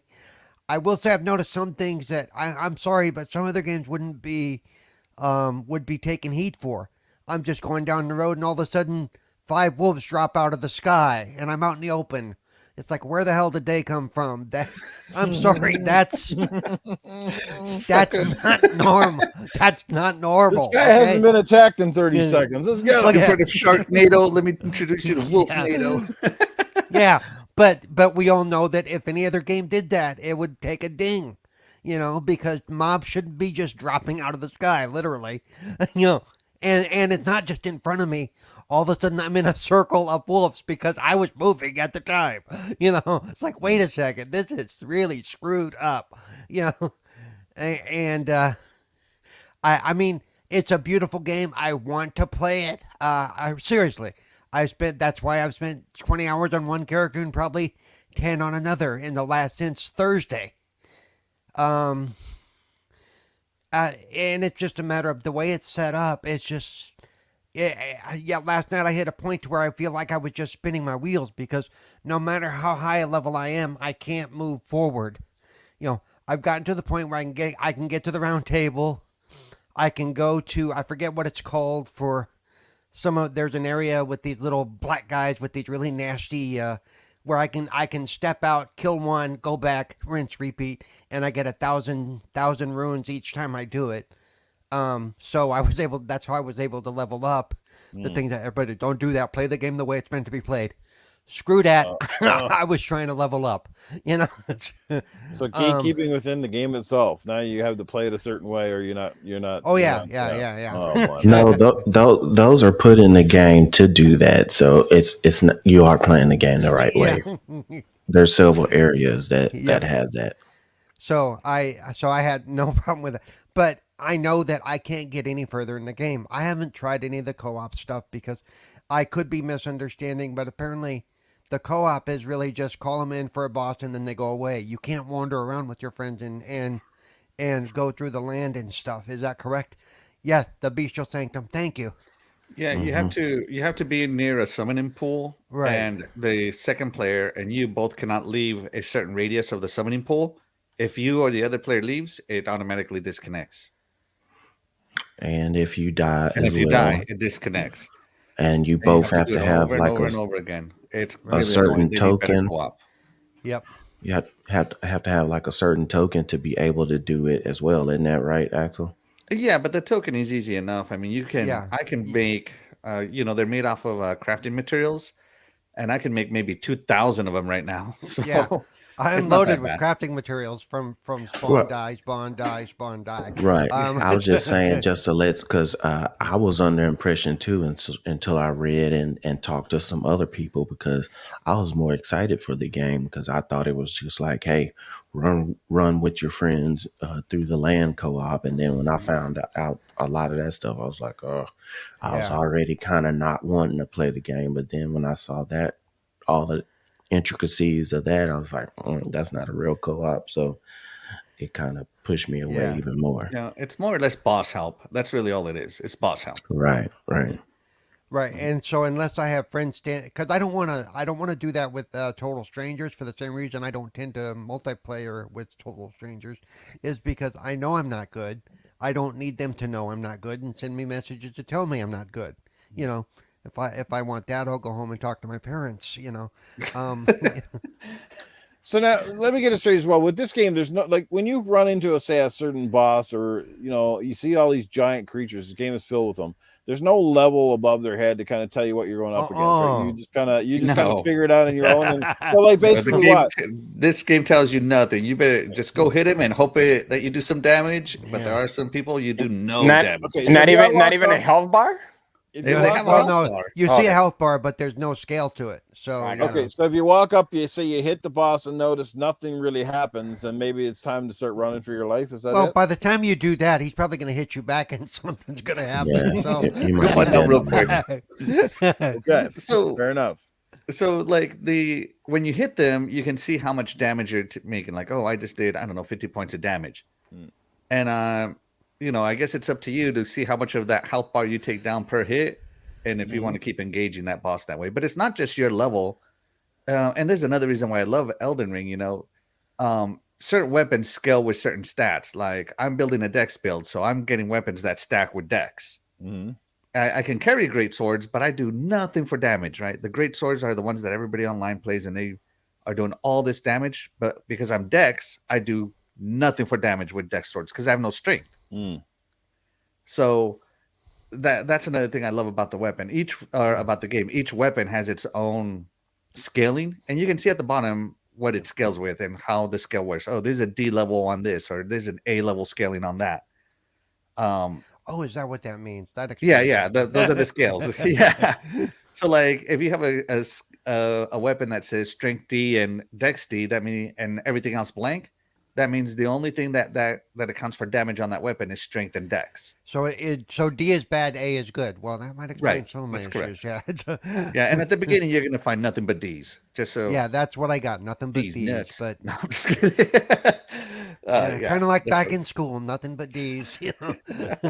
Oh, goodness. Yeah, and then certain weapons work better against certain enemies. Like stab weapons Mhm. against fleshy enemies work really well, but impact weapons like hammers and maces work best against enemies who have like rock armor or rock skin or like heavily armored enemies. Yep. It's really interesting how the game works. And I don't know. To me, I love that because it's like a puzzle I got to figure out in combat. I mean, I gotta say, one of the hardest things for me is because I started with the hero. I didn't have a bow. The first few merchants you run into don't have. I finally found where a merchant who had a bow was, so that makes it easier. Oh, I haven't Yes, I found can him yet. use some of the other stuff, but I prefer I like the ranged opportunities to pull them away. You know, and especially when I'm dealing with groups, because that's all I've been doing, dealing with small little groups of guys and beating the crap out of them and rinse repeat. Oh, look, finally, after weeks of being absent, including missing the week that Mag was here and he would have called out your name, Joe. Yeah. Joe. Joe Dunmore. Joe Dunmore. He's in the chat now, yes. Oh, morning. I was I was like this when you want to talk about wolves falling out of the sky. I got one for you. I got one up for you here, Paul. I was attacking a fort, just some random fort. I didn't even know there was just some nice items in this fort. There was like no great weapon or anything. And I'm like, okay, what do I do next? Oh, there's a cliff here. Will I die if I jump down this cliff? And I'm jumping down, and I'm on my horse, just being super careful not to die. And then out of the blue, a bear falls on me. And it's a huge, and it's not like a regular sized bear. This is like a great bear, And it scared the crap out of me because it took up the whole screen suddenly. One shot me, and I was like, "What the f is that?" So now I got to go recover all my runes. I'm like, I'm not going to leave 4,000 runes over there. I need those to level up.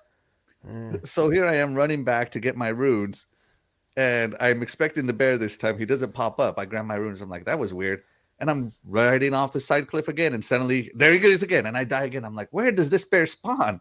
So that's like another puzzle I had to figure out, even though I kept losing my rooms. I'm like, what causes this bear to spawn so that I can start killing him?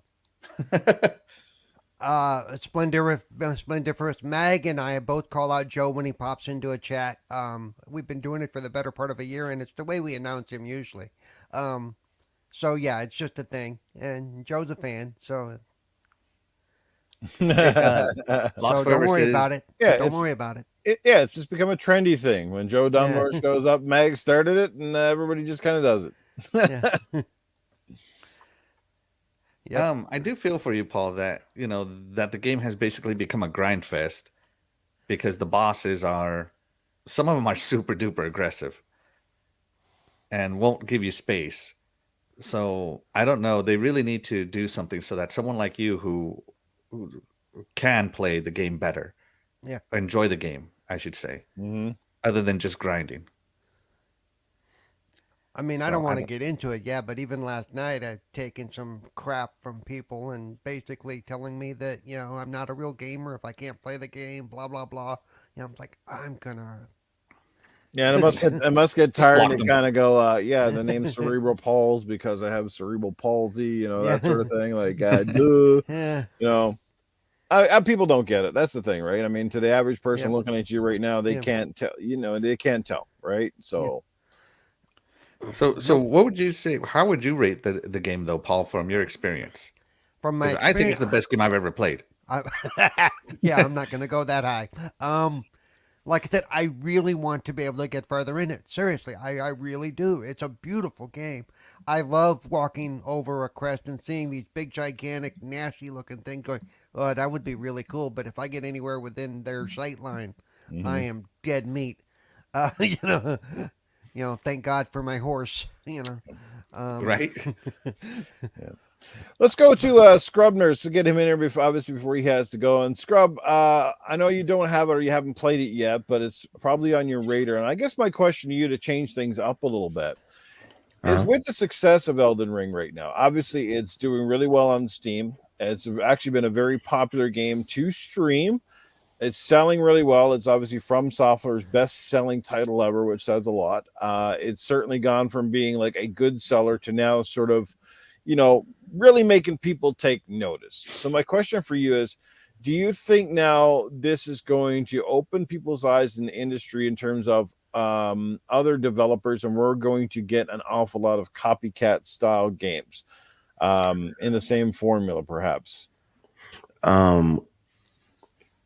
In the quick, maybe, but by the time you develop the game and put it out, I think a lot of this will die down. When I look at who's streaming a game, I don't necessarily look at, so many folks are streaming this game. This game is the greatest thing in the world. The streamers are going to stream whatever is popular. When Hot Tubs streaming was popular, folks was doing that.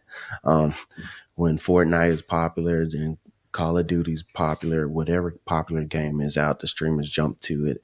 And then the next week, it might be an entirely different game. So when we're talking about what the streamers are streaming, that's one thing. They are going to go where the eyes are going to go. Because I know there's a lot of people who are interested in the game. Me, myself, I've watched a bunch of different streams and I've watched other people play the game just to see if it's something I would like or that I don't like. So I don't do as much with the streaming, but as far as people playing the game, it has hit a nerve and a lot of people are enjoying it. So what they have come with From Software, I think I won't call it a masterpiece because I don't play it, but there's too many people. There are either too many people lying about the game or there are a vast majority of people who are loving it. And I think that's great. It is not enough to capture me because that's just not my style of game. And one, it doesn't have guns. No, I'm just joking. But it takes a lot for me to play a vast open world game. Like I'm loving Cyberpunk 2077, but this is a game that I've been waiting for years to play. Even after I bought it, I waited a whole nother year to play it so I can get the upgrade. And I'm enjoying it. I'm 40 something hours in. And I still haven't, maybe like 60% of the game. So I'm kind of seeing how folks go, oh, I have 100 hours in this. Or I haven't. It doesn't seem like it until you go and look at your stats and you go, oh, crap, I've been playing this thing for this long. So I understand it where people are loving the game. It's just not for me, but I'm enjoying the fact that other people are liking it. I like the fact that someone can put out a game for the people who love this type, give them what they want and maybe a little bit more than they expected, and loving the game like Axel was saying, oh, this is one of my favorite games. That is something that I love to see when we have innovation in the industry. I'm tired of the copycats. I'm tired of the let's everybody do a battle royale. Let's everybody do a live service game that's going to last 10 years. I mean, we've had several games say that. And anytime I hear live service 10 years, it makes me want to cringe. Rest in peace, Anthem. it's just one of the things. Same thing with Destiny. Yeah, that didn't last time. They moved to Destiny 2 real quick. So I'm glad that it is working. If you want to try the game, try it out. It's just not enough to drag me in per se. But I'm not against anybody else who's saying that they want to play it. You know, That's a very good point, Scrib. Do you think that this game is successful because they basically zagged when everybody else is zigging? You know, everybody's going for that battle royale live service game, and this game came out the opposite of everything. I think what it was is, yes, this is a Souls game. Souls games are already popular, but what's another part of the game where everybody jumps in? Open world. Plus, I think because you added more save points in here, you have given more quality of life to add more people into the game, and I think that's the winning formula, where more people, even who are more interested, you know, folks have played Sekiro, folks have played Dark Souls, and it's just been brutal to them. But then you can do an open world. You can sit there and grind and level up to go back to a person instead of you're stuck in this corridor and until you beat it, you won't go for it. That brings more people in. It's kind of like what I said last week with Jedi Fallen Order.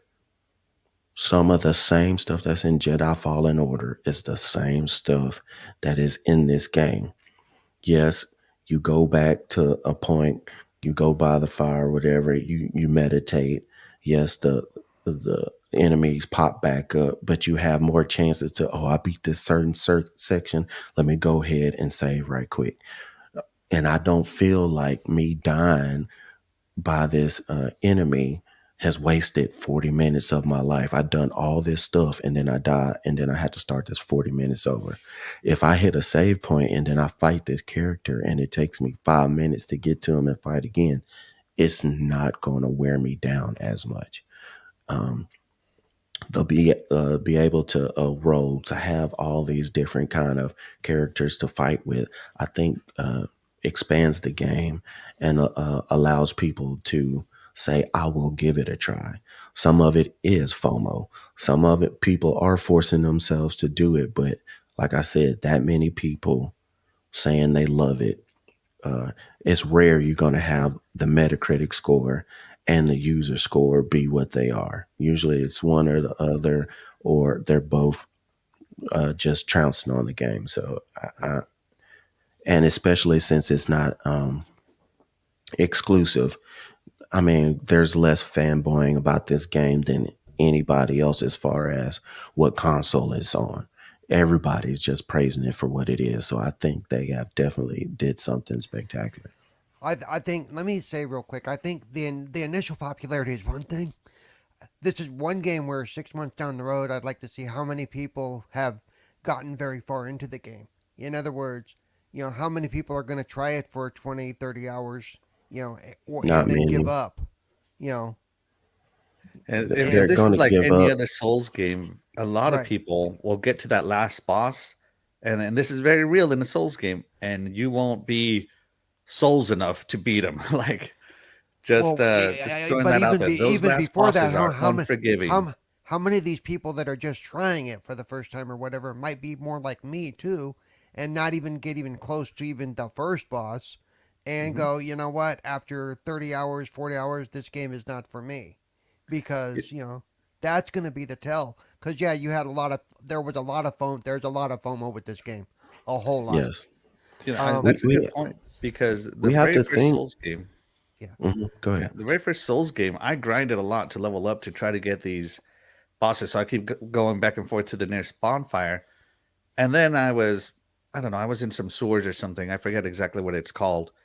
And there was some sort of ice dragon boss. And I saw it. I'm like, yeah, not going in there. I'm going to go grind some more.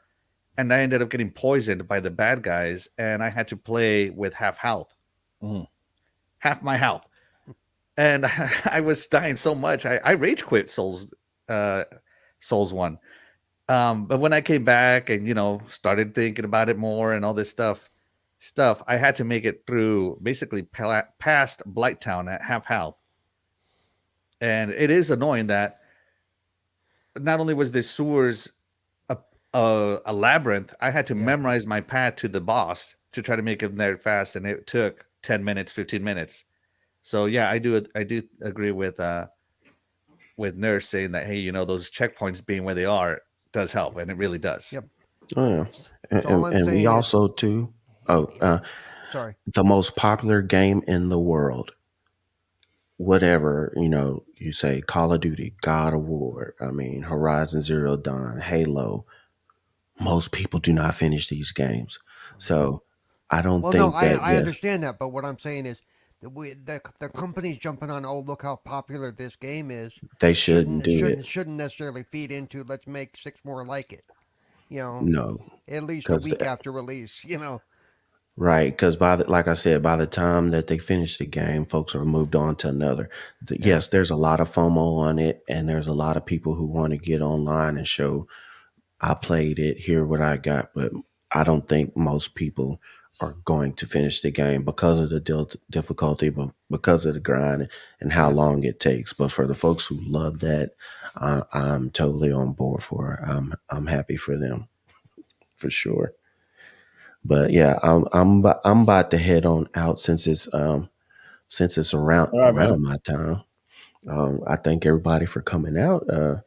Love you guys in the chat, guys and gals, or whoever is around. It was a good morning. Hey, we're on episode 39. We're getting closer to episode 50. How about that? We're just moving along. I mean, most people don't make it to 10 episodes, so it's good. So thank y'all for rocking out with us. I love this panel. I love the chat.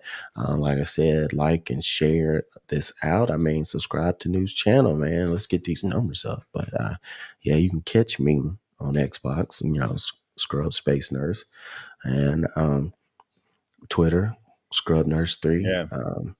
I'm going to give some of my impressions on Cyberpunk while I play a little bit, maybe in the next day or two.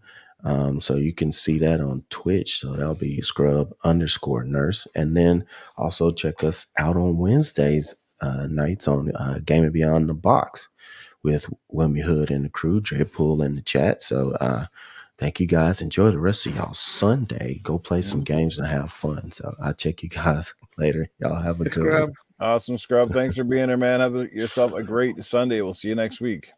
Yeah, that's right. We'll see you Sunday. Bye, guys. Go check them out. Good stuff. And again, thanks to everybody in the chat. Yes, it's been like, I feel like it's been one subscriber at a time. Oh my God, the last couple of months. But hey, look, it's not about that. At the end of the day, you know what? Sometimes I sit here and I moan about it sometimes, but you know what? Honestly, it's I'm very happy. I'm very happy to be where I am. I'm very happy with the channel, very happy with the podcast that I'm on, and very grateful to each and every one of you in the chat. So again, thanks for rocking out with us. So everybody, you know, like you guys can know, anybody in this panel, in this room right now, you guys see the chat. We have a lot of the same people that show up each and every week. Very, very stout supporters. And I'll take, you know, I'll take those 30, 40 people that are just amazing here every week than people that pop in once, never see them again, or just don't contribute. People in this show, they contribute. They're adding to the chat. They're you know, they're feeding off of what we're saying. They're giving us great advice or opinions, or they're like a encyclopedia at times when I'm going stupid and can't remember half the stuff I'm trying to say. It's like, yep, it's that guy or that level, and you're like, yeah, there you go. That's what I'm talking about. Oh, Paul's got a new background up. Tales of Borderlands. That was a great little well, that's great little game. It really doesn't affect us, but this is, you know, because I'm starting my show on the Xbox Ambassador channel tomorrow. It's just a little. I hope it's okay. I mean, I don't see why. It's totally okay, man. Yeah. Anytime. Hopefully you'll plug that now before the end of the show here. So yeah. Oh yeah, that's the idea. I want to get some eyes over there. You know, okay. I can't get eyes on my own channel, so I may as well get it on somebody else's. You know, it's like whatever. Yeah. That's weird how that works, man. Weird how that works. Speaking of plugs, let's let Eternal Shaddai have the final say over here. Wow. Well, again, if this was gaming, if this was gaming after dark, I would be that would be a statement. Sorry, Shaddai, I was taking a crack at you, man. Yeah, you're the patient one, we call him, because he sits there waiting to jump in. Go ahead, Shaddai. I know you haven't played it yet, but you do look like a kind of guy who would jump in and be excited about this kind of game. Yeah, but like I said at the beginning, well, actually, before we went on air, that at this very moment, when it came to Elden Ring, I have to decide between Elden Ring or Shadow Warriors 3. So I decided Shadow Warriors 3 because I beat, I beat the first two, but the only ones that I played like that is pretty much Demon Souls and Cuphead and Sekiro. But sometimes when I get frustrated, I'm like, I just start changing. That's the problem with those games. Right. When you get frustrated, you start switching. So it's not that I don't have the patience, it's just like that. But is it a game of the year contender like that? Well, you have Horizon. So at this very moment, is those two at this very moment. And I know Scrub said a lot of the things about Elden Ring, but everybody forgot that you have a really good novelist on George Martin. Mm-hmm. So that's why it has a lot of success. But for me, I'll get it. I'll get it later until I finish the rest of what I have. But I'll give it a try. I'll really give it a try. I miss a lot of Dark Souls, but I'll give it a try later on. At this very moment, no. At this moment, no. I already had, I already have a lot of gray hairs, but I don't need any more than that. So from all the stress, but so I don't need no more, unnecessary stress from a game like that from Elden Ring. Well, I'm a married man, which means I went through the engagement ring, the wedding ring, and now I have the suffering. So I don't know if I need an Elden Ring to go with it. Hey, you're gonna start building up on that, and you sooner or later you're gonna end up with a lot. Within 2 days, more grades than you expected. Mm-hmm. So yeah, but I'll get it later. It seems interesting, but like I like we were talking about earlier. Every single time that you enter on Twitter, what's the point of having a game if everybody keep posting it? Right. So yeah. Well, I feel like I've almost seen half of the game because there's so many pictures and videos. It's like every 5 seconds you're getting inundated with it, which is great. I mean, at least what, people are showing their love of the game and they're not console war and bullshit. So that in itself is a bonus. So that's why I don't hate it. It's just sometimes just like, oh, Elden Ring. It's like, man, Horizon Forbidden West just came out. Where are people playing that? Come on. Yeah, and the thing is that I don't hate those games, especially for really well-known, studio From Software. Their games have always been like that. So that's why I don't hate it. It's just that's their identity. They make pretty hard games. And for a game like that be really successful, and they just posted, I think you posted Axel not even too long ago. We're talking about 900,000 peak. That's a lot of people. Yeah. That's a lot of people playing that game. On just Steam. And that's just Steam. That's not even included the consoles. So you don't that's crazy. That's really, really crazy. But I keep saying it, that game is only for the masochists. So. Yeah. they love that pain. If there's one reason, I don't know if it was Axel you brought up, maybe it was Scrub. I'm not sure which one of you brought it up here on the panel, but if there's one good reason I'm really happy to see the success for the game, it's because it at least shows the game industry that you can be successful with a game that some people had considered niche. That you can have a single player experience, essentially single player. It does have a multiplayer component, yes, but I wouldn't call it like a true, it wasn't really built around it, but yes, you can. But a single player narrative that's not built around gimmicks or built around a battle royale. I mean, heck, people will probably be saying, well, Elden Ring needs a battle royale, man. Come on. That would be awful. Oh my god, so many backstabs. Well, yeah, but I'm just making a joke because it seems like every game that comes out now, somebody goes, oh, it needs a battle royale. I was like, actually, no, it does not. I'm thinking about it, that would be awesome. No. Microtransaction skins on Elden Ring. There you go. Here's how you do a battle royale.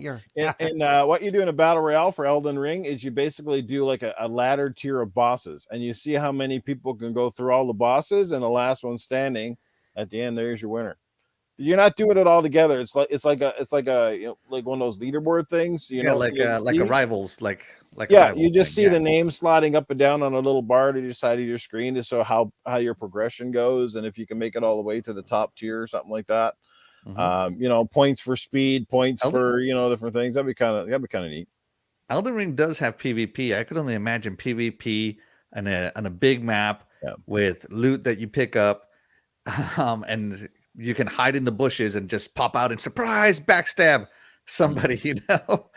Oh, that was the other complaint I had. Sounds pretty fun. I was playing offline, had PvE drop-in invasions. What the hell? No, he's not PvE. He's not PvE. He's part of the game.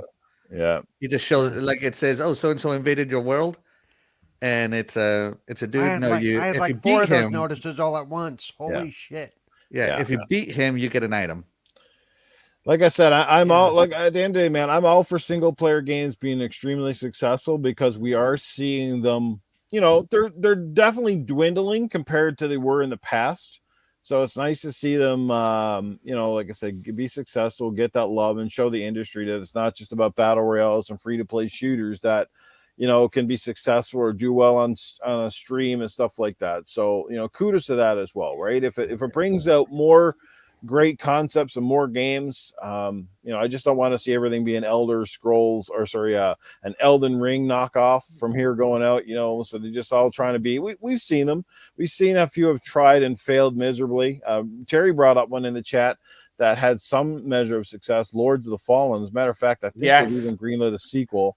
That game had some really good graphics. I have it, but never. And the Search too. The Search too is like that.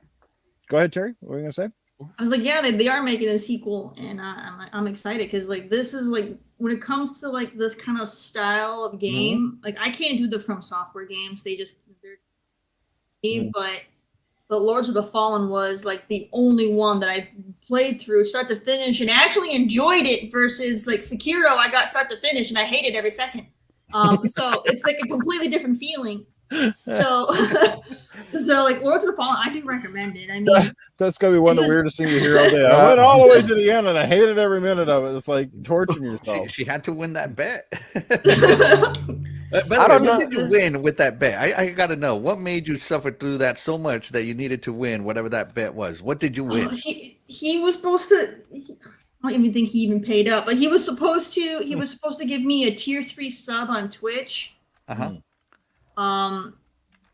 then he was supposed to give me some cash, but I honestly I don't think he even paid up. Nothing. So you just suffered for free. That sounds like Dark Souls. but yeah, no, I definitely would recommend Lords of the Fallen because it still gives you like that taste of like a From Software game without the it being brutal. So like you're still gonna have you still have to walk through. If you die, you still fall backwards. You have to come back, right? And recollect. I don't even remember what they call them, but like you have like this essence that falls off. You have to recollect it. And so it's got a lot of similarities, but it's not as over the top difficult to play. Yeah. So it's a lot more forgiving. And it has the really big boss fights in it, but it's more of a linear game. Whereas like the From Software kind of puts you in the game, you gotta kind of figure it out. You don't know where you're supposed to go. You end up in areas you're not supposed to be in, and they focus more on just throwing a lot more bosses everywhere. Whereas this game, it's linear. You're supposed to play through it like a regular, more like an action adventure RPG, where you're supposed to go. There is no you can't go somewhere you're not supposed to be in until you have the items collected to get into that place. Gotcha. So you're not going to run into that problem. All right. And so they take that out. So it just has some of like the like your Souls-esque features. It's not like that. If someone wants to play a Souls game, but they don't want to, hate their, very existence playing a Souls game, then play Lords of the Fallen.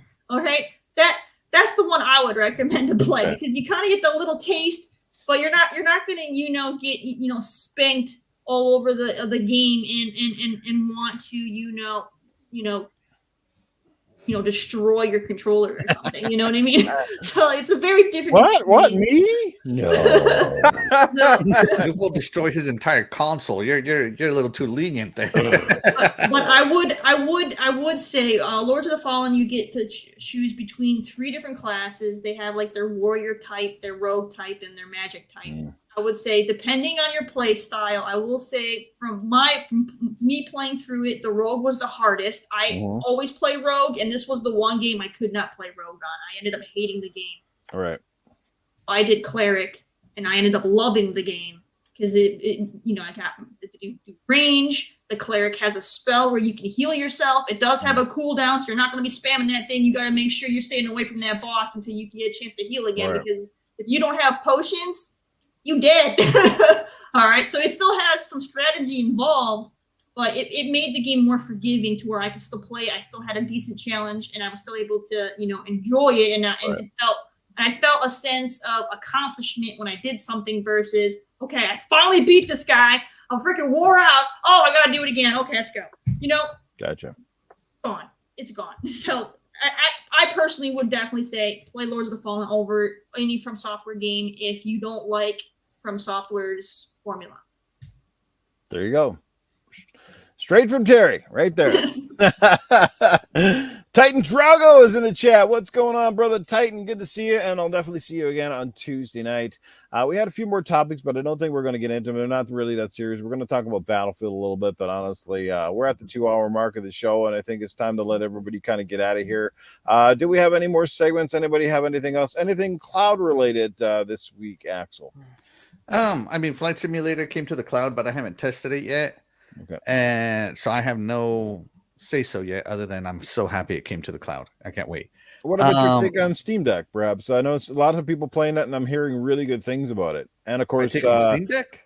Yeah, and of course, people want Game Pass to come to that. I think even what's his name wants it to come there. Gabe has asked for Game Pass. Yeah. I don't think it will, personally, because then Microsoft has to pay up. Right. But it could, I guess, because Steam has the users, so there's pros and cons to it. Sure. But as far as the Steam Deck, I am unimpressed so far, if I do want to say, because, and I'll tell you why. Because everybody who has demoed the Steam Deck, every video they put on there, it's all a game that plays well on console. Mm-hmm. They haven't previewed a PC game. Where's some Age of Empires on there? Some Dota on it? Some StarCraft, I don't know, something that requires mouse and keyboard where a controller is a disadvantage. And nobody's showing me how the Steam Deck is controlling these PC-only games, because Dota is a Steam game. That's a Valve game. Right. And nobody has shown it. They're showing Counter-Strike. They're showing, all these other Valve games, but they're not showing Dota, their biggest one. I don't know. Mm-hmm. So until somebody shows me how an actual mouse and keyboard style game plays on Steam Deck, I'm not overly impressed. It's not Dota. It's the difference. Dota. What is it? Death of the Ancients? I think it is. Oh, so it's called Dota. I keep calling it Dot. That's it. Yeah. So until somebody shows me a PC game, like I love Total War Warhammer 3, but it is a mouse and keyboard game. I don't see how this game will play on a controller. I don't even think it has controller support. Show me that. Mm-hmm. Yeah. So yeah, I'm unimpressed because everything it can play, I can play on via the cloud on a device I already own. Mm-hmm. So yeah, unimpressed so far. But who knows? Maybe somebody will finally show me a PC game and I'll be overly impressed. And I'm like, oh man, why didn't I pre-order Steam Deck? But I doubt it. Let's see. And then Shaddai said that sent a link that xCloud is going to be adding mouse and keyboard support. I don't like playing against mouse and keyboard guys when I'm on my controller, and especially not when I'm on a service that has latency. Mm-hmm. It's just built into it. So I'm not looking forward to that. So, and mouse and keyboard gamers are typically more precise than controller gamers, and the reaction time is usually quicker than ours. So they might notice that latency a lot more than we do. But it's a good thing that it's coming in because the competition is doing that at the same time. You can use mouse and keyboard on Luna. You can use mouse and keyboard on Stadia. Mhm. Who else is a cloud competitor that I can think of here? A real competitor.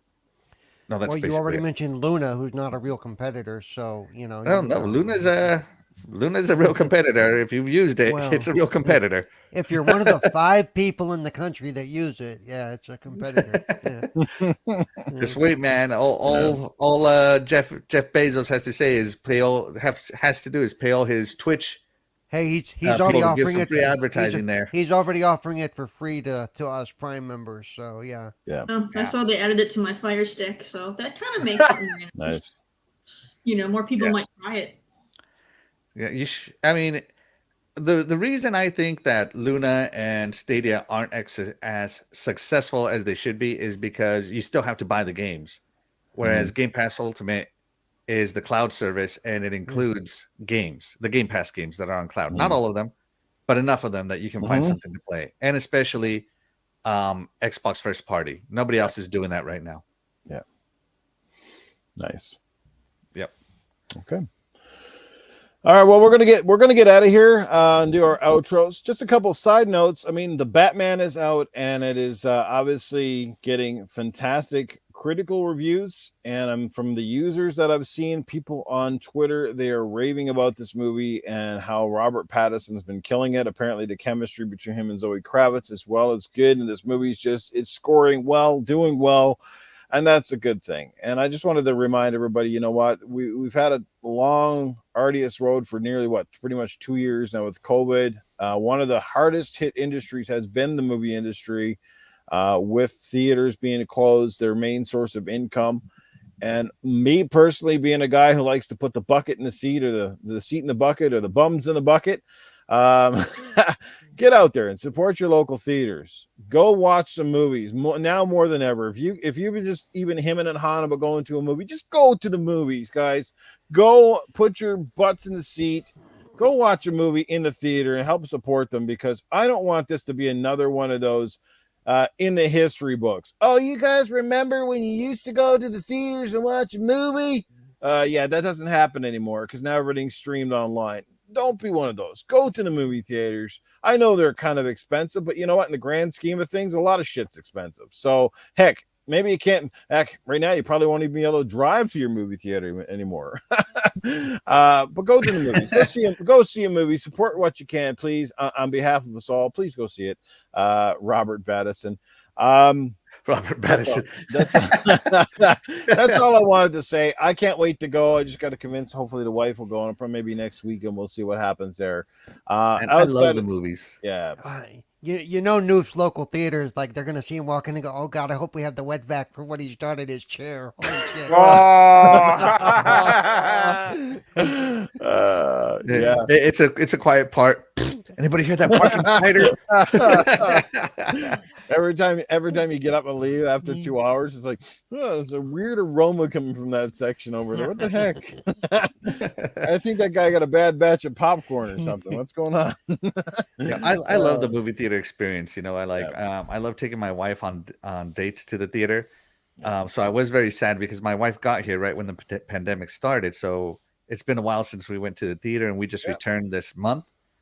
And, you know, buying the popcorn and choosing a seat and, you know, just, I don't know. To me, movie theaters is a part of my, of my dating life, my romance life, I guess, because the crazy life. It's something it's something that's basically universally loved. Who doesn't love watching a movie or being enthralled by a movie, you know? Yeah. Well, like I said, because home entertainment has changed so much, a lot of people just assume it's do it at home, and that's fine. I think for the most part, yes, we can't afford to go out and watch every single movie we want to go out, but you know, like I said, whenever possible, when you can, like just go and do it and support the theaters. I go for the big ones like this, or I used to. So, and I didn't say so on this show. I don't think I did say so. Last week was the first time I've left the house since I moved here, and the first time I actually went anywhere besides coming here in almost 2 years. And the first time I put shoes on in almost 2 years. So it took going to the movies to get me out of the house. So there you go. At least Paul's been saving on clothes anyway. Yeah. Truer than you know. Truer He just than has, you know. his he roots just is has a saving on t-shirt, clothes. No, but and part of it is I'm doing it because COVID has shut me down, and not just by COVID, but by me Yeah. wanting to go out. I actually am having to force myself to leave the house, and I have like Orlando MegaCon in May, and I have my trip to Niagara in June, and as much as I want to do those things, I have to get into the habit of leaving again. I have to, because I basically turned into a hermit, and I'm perfectly happy being a hermit.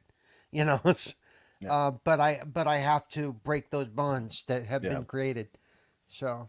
Well, good on you, Paul. Good for that. Glad you managed to get out and see a movie, and hopefully it was enjoyable. But outside of the whole movie thing, I guess I'll get to mine. But let's do the outros, and well, since you're talking, Paul, again, congratulations on again being selected as part of the Xbox ambassadors and being and part of this this stuff. It's great to see. Tell us a bit more about this stream coming up, and obviously where people can check out your content when you're not here. So tomorrow is my first time, even though I've been on the channel as a co-host and as a just a part of different streams. And last November, I actually streamed an event that some of you listened to, where we talked about accessibility in gaming. Well, as of tomorrow, I will be an official Xbox Ambassador stream host. And I was gonna do Elden Ring, but after this weekend, I went, you know what? If I stream that tomorrow, my anger and my frustration is gonna be bleeding through the stream, going, why the hell am I doing this? So I will do that at a later date after I've managed to, relax a little bit. But tomorrow we're going to have fun. Leading up to, because later this month, in just a couple of weeks, is Tiny Tina's Wonderland. Oh, nice. So I thought we'd go back and play some Tales from the Borderlands, which is a Telltale game that I have not played at all up to this point. So I'm looking forward to this. It should be fun. These games are fun. Hopefully, in the weeks leading up to the release, we can get most of the way through this game, because I'm going to do this for the next few weeks every Monday, starting at whatever time that says. Well, because I set the times, but I have to remember what they are. It's like, so it's noon Pacific, I believe, 3 p.m. my time. No, that's not right. It's earlier than that. It's 10 a.m. Pacific, 1 p.m. my time, and then for the UK folks, which is one of the reasons I picked this time slot, it's like 6 in the evening for them. On the Xbox Ambassador channel, there's the address at the top of the window on my screen, twitch.tv/Xbox Ambassadors. Go there, grab the channel. There's a lot of other people who stream on there, but my main thing is it's called Gaming Differently for a reason. Not every week is going to focus on gaming with a disability, but that's going to come up. By default, I'm a disabled person who happens to be a gamer, or vice versa. So there you go. So join me there if you can. Of course, find me on Twitter at Cerebral Paul 1, and Twitch and YouTube. I have my own channels, Cerebral Paul, and on Xbox, Cerebral Paul 921. There you go. That's it. All right. And a bunch of other shows during the week, but yeah, we'll talk about those later. No, I'm kidding. 20 minutes he's talking about all the shows. Yeah. Here we go. All right, speaking of good shows, Friday night you can check him out on his podcast. Axel, give people the lowdown. Yeah, everybody, I'm Axel1324. You can follow me here on YouTube and on Twitch at Axel1324 Gaming, all one word. I am the host of the Iconic Video Games Podcast with Doggy Dog and Princess Zelda, and we just talk about games. We've been talking about soundtracks for the last few weeks. We're almost wrapped up. We're going to do our favorite soundtracks from the 2010s this coming up Friday, and we do play games to see if people can basically guess where the soundtrack is from this week. Be sure to stop by. You can also find me on Twitter and on Xbox, Axel1324, just like you see it spelled on the screen. And of course, here with everybody from the Good Morning Xbox crew. Absolutely. Yes, Italian Clowns. He was in the chat earlier. Not sure if he's still here, but good to see him here from 4GQ TV. And he says, yes, he likes his podcast and our panel. Basically, things keep up the good work. Well, thank you, Clowns. We greatly appreciate it, my brother. All righty, let's get over to Mr. Cellblock 22, Eternal Shaddai. What's happening with you? Anything new coming up? Any programs in the way? Well, this is your compatriot, Eternal Shaddai. Actually, no, I don't have anything as so far, but I'll be actually streaming Shadow Warriors on Twitch at ETE Shaddai. But people can also find me at Twitter at Eternal Shaddai. As you see on the bottom of the screen, you could actually put that on. That's the same gamer tag for my Xbox console. You can find me. We could play anything. So I'm always available. A little bit later. Mm-hmm. But last time I played with Iceman Halo Infinite, it was fun. But yeah, but no podcast so far. No podcast so far, or anything like that. But I'm always available for it. Mm-hmm. If anybody's interested. But yeah, hook them up, send them an invite. Eternal Shaddai, all the links are in the description. And yes, Coolcat Terri, I've added that underscore. Don't worry. All righty. And speaking of everybody's favorite purple-haired cat lady, Coolcat Terri, let people know what's going on with you. Obviously, you're still up to your head and shoulders in, obviously the house and everything else. So I know you've been very busy outside of gaming and podcasting. Yes, as you can see, a lot of my decor is still on the floor, so I got to get it all up. But you guys can catch me on Twitch and YouTube at Coolcat Terri, just like you see here. Twitch, I had changed my schedule because I picked up another job, so I'm now there on Monday, Tuesday, and Wednesday, 6 p.m. to 10 p.m. because I don't want to throw off my sleep schedule.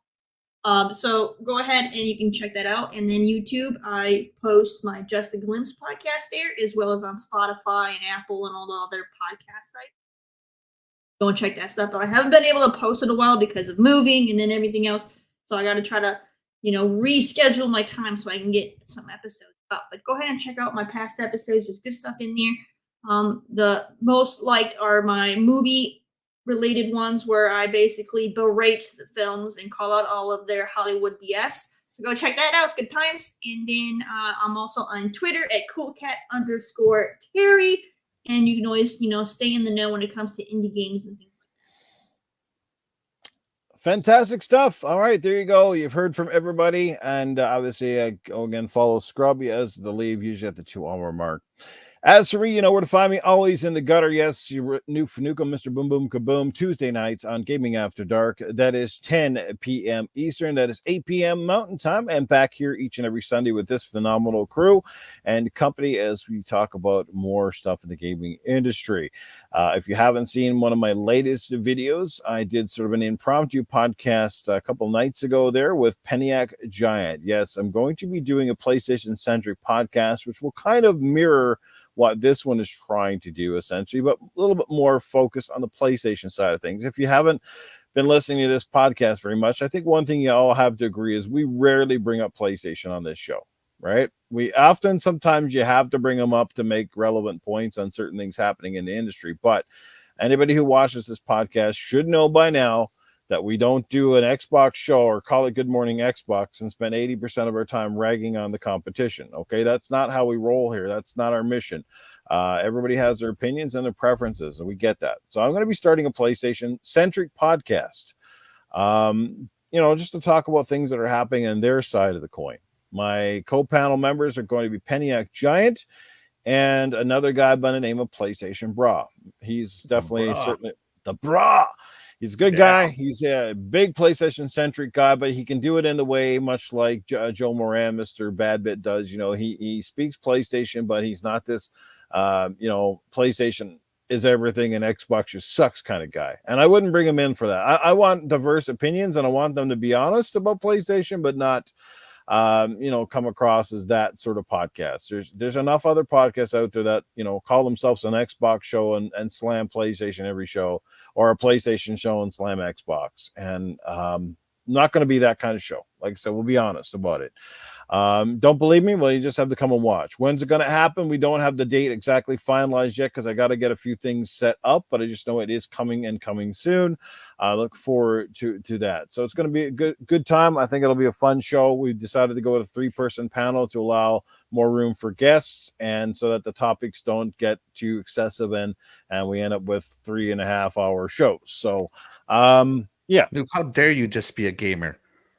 Oh, yes. Well, that's a great point, Axel. Like, I'm already being labeled. You know, and I've seen the jokes, and I'm pretty sure I'm pretty sure there's people in the background going, "Oh, so how long before Newf Nukem becomes a pony, or how long before he's a Pegasus Nation guy? He's got a PlayStation now. Oh, it's not happening, man. It never happened before. It's not happening now. Yeah. I'm Newf Nukem. I told you, I'm the same guy I've been since 2014 when I started this crap. I haven't changed anything. I love gaming. I love the platforms, and everybody knows I'm an Xbox first guy. I make no bones about it, right? Right. If it comes down to owning one, you know which one I'm going to own, Xbox. But I love PlayStation. I'm playing Horizon Forbidden West. Zero Dawn was my 2017 game of the year. 2018 was God of War. Does that sound like a guy who hates PlayStation and lives to just tear them a new one? No. They got some issues. Absolutely. Just a gamer. In general, man. I mean, love Nintendo, although Nintendo just kind of pisses me off, but I love Nintendo too. I got a Switch. I play some games on there, so it's all good. I just love games. That's it. But anyway, I don't want to get into this whole thing. And as far as community game night, yeah, it was a bit of a dud last night. I don't know why. I guess everyone was busy playing Elden Ring. But either which way, we did Need for Speed Hot Pursuit. Did not turn out well. And then we decided to do some Gears 5. And while we started to get a turnout, it was not the regular turnout of people. Now, I welcome anybody to come to the community game. I really do. I don't care. But the crowd that showed up last night are those like diehard Gears people, the guys who like could be playing MLG level Gears, and they're very serious.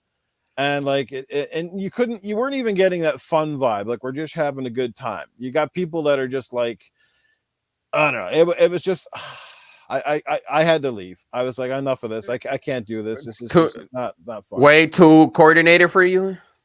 Just they're too aggressive. Too like I was doing anybody knows me, I'm good at Gears. I couldn't down these guys. It took me 4 or 5 Nasher shots almost every time. It was just ridiculous. And I was like, I had the good ping and I couldn't explain it. It was just constant death. It was just as well I played Elden Ring, because it was just die. I felt like I had to really work to get any kills at all. This is crazy. So now we have a glimpse how Newf is when it comes to hard games, even on multiplayer. He rage quits. See? So I wasn't rage quitting. I didn't rage quit out of it. These guys were just too much for me. They were too ultra competitive. Exactly. That's what I'm saying. Yeah. So if they were too hard, and we're talking about only multiplayer, imagine Elden Ring. That's what I'm saying. Well, but no, dude, it's different when you're playing against other people or when you're playing against the PC or the computer alone. No, but I mean in general, when it comes to hard, when it gets the it's a different feeling. It's a different. I understand. No, I understand. That's like when I play Halo, I get killed with 2 shots for some reason. Yeah. So of course you're gonna get for me. No, I played lots of good people in Gears. This was something weird. It was like on another level. Of course, I call hacks. PC guy. It's the wall bouncing guys. The guys driving you friggin' nuts because they're like moving around. Like somehow you look at their kill cams, it looks like they're firing 4 times faster to me. Like it's they cancel animate. Yeah, that's PC. That's if you can cancel animate. Now I know Crispy can do it. But I know it's a lot easier to do it on PC. These guys are pulling off some stuff that is just like, nah, this is not right. It's just, it just gets frustrating because then you starts making you question your own skill level. It's like, I'm not walking in going, yeah, like this, I'm new to this game. Like I'm pretty much a veteran, but like, I don't know, man. And I guess they're good. They obviously had the rankings where they're that high. But you got some guys who are really good and they're kind of like, they're fun. But then you got other guys who are good and they're just like they're just, you know what I mean? Like they just take it. I understand. They don't want to lose. And I even said to them, I said, guys, you guys are really in the wrong private match. I said, this is community game. We're here to have fun. It's not about wins and losses, and they're just going off. But anyway, I'm off on another You felt tangent. left out. Simple as that. You just felt left out when it came. It's like, next time that happens. Yeah. But anyway, whatever. Anyhow. Catch you guys all on the next one. Looking forward to it. Episode 40 coming up. Maybe we'll have a guest next week. Maybe we won't. We'll see how that goes. But anyway, everybody have yourself a great week. Look forward to talking to you all soon. Take care, everybody. Have fun. Bye, and get everybody. back to playing your favorite game.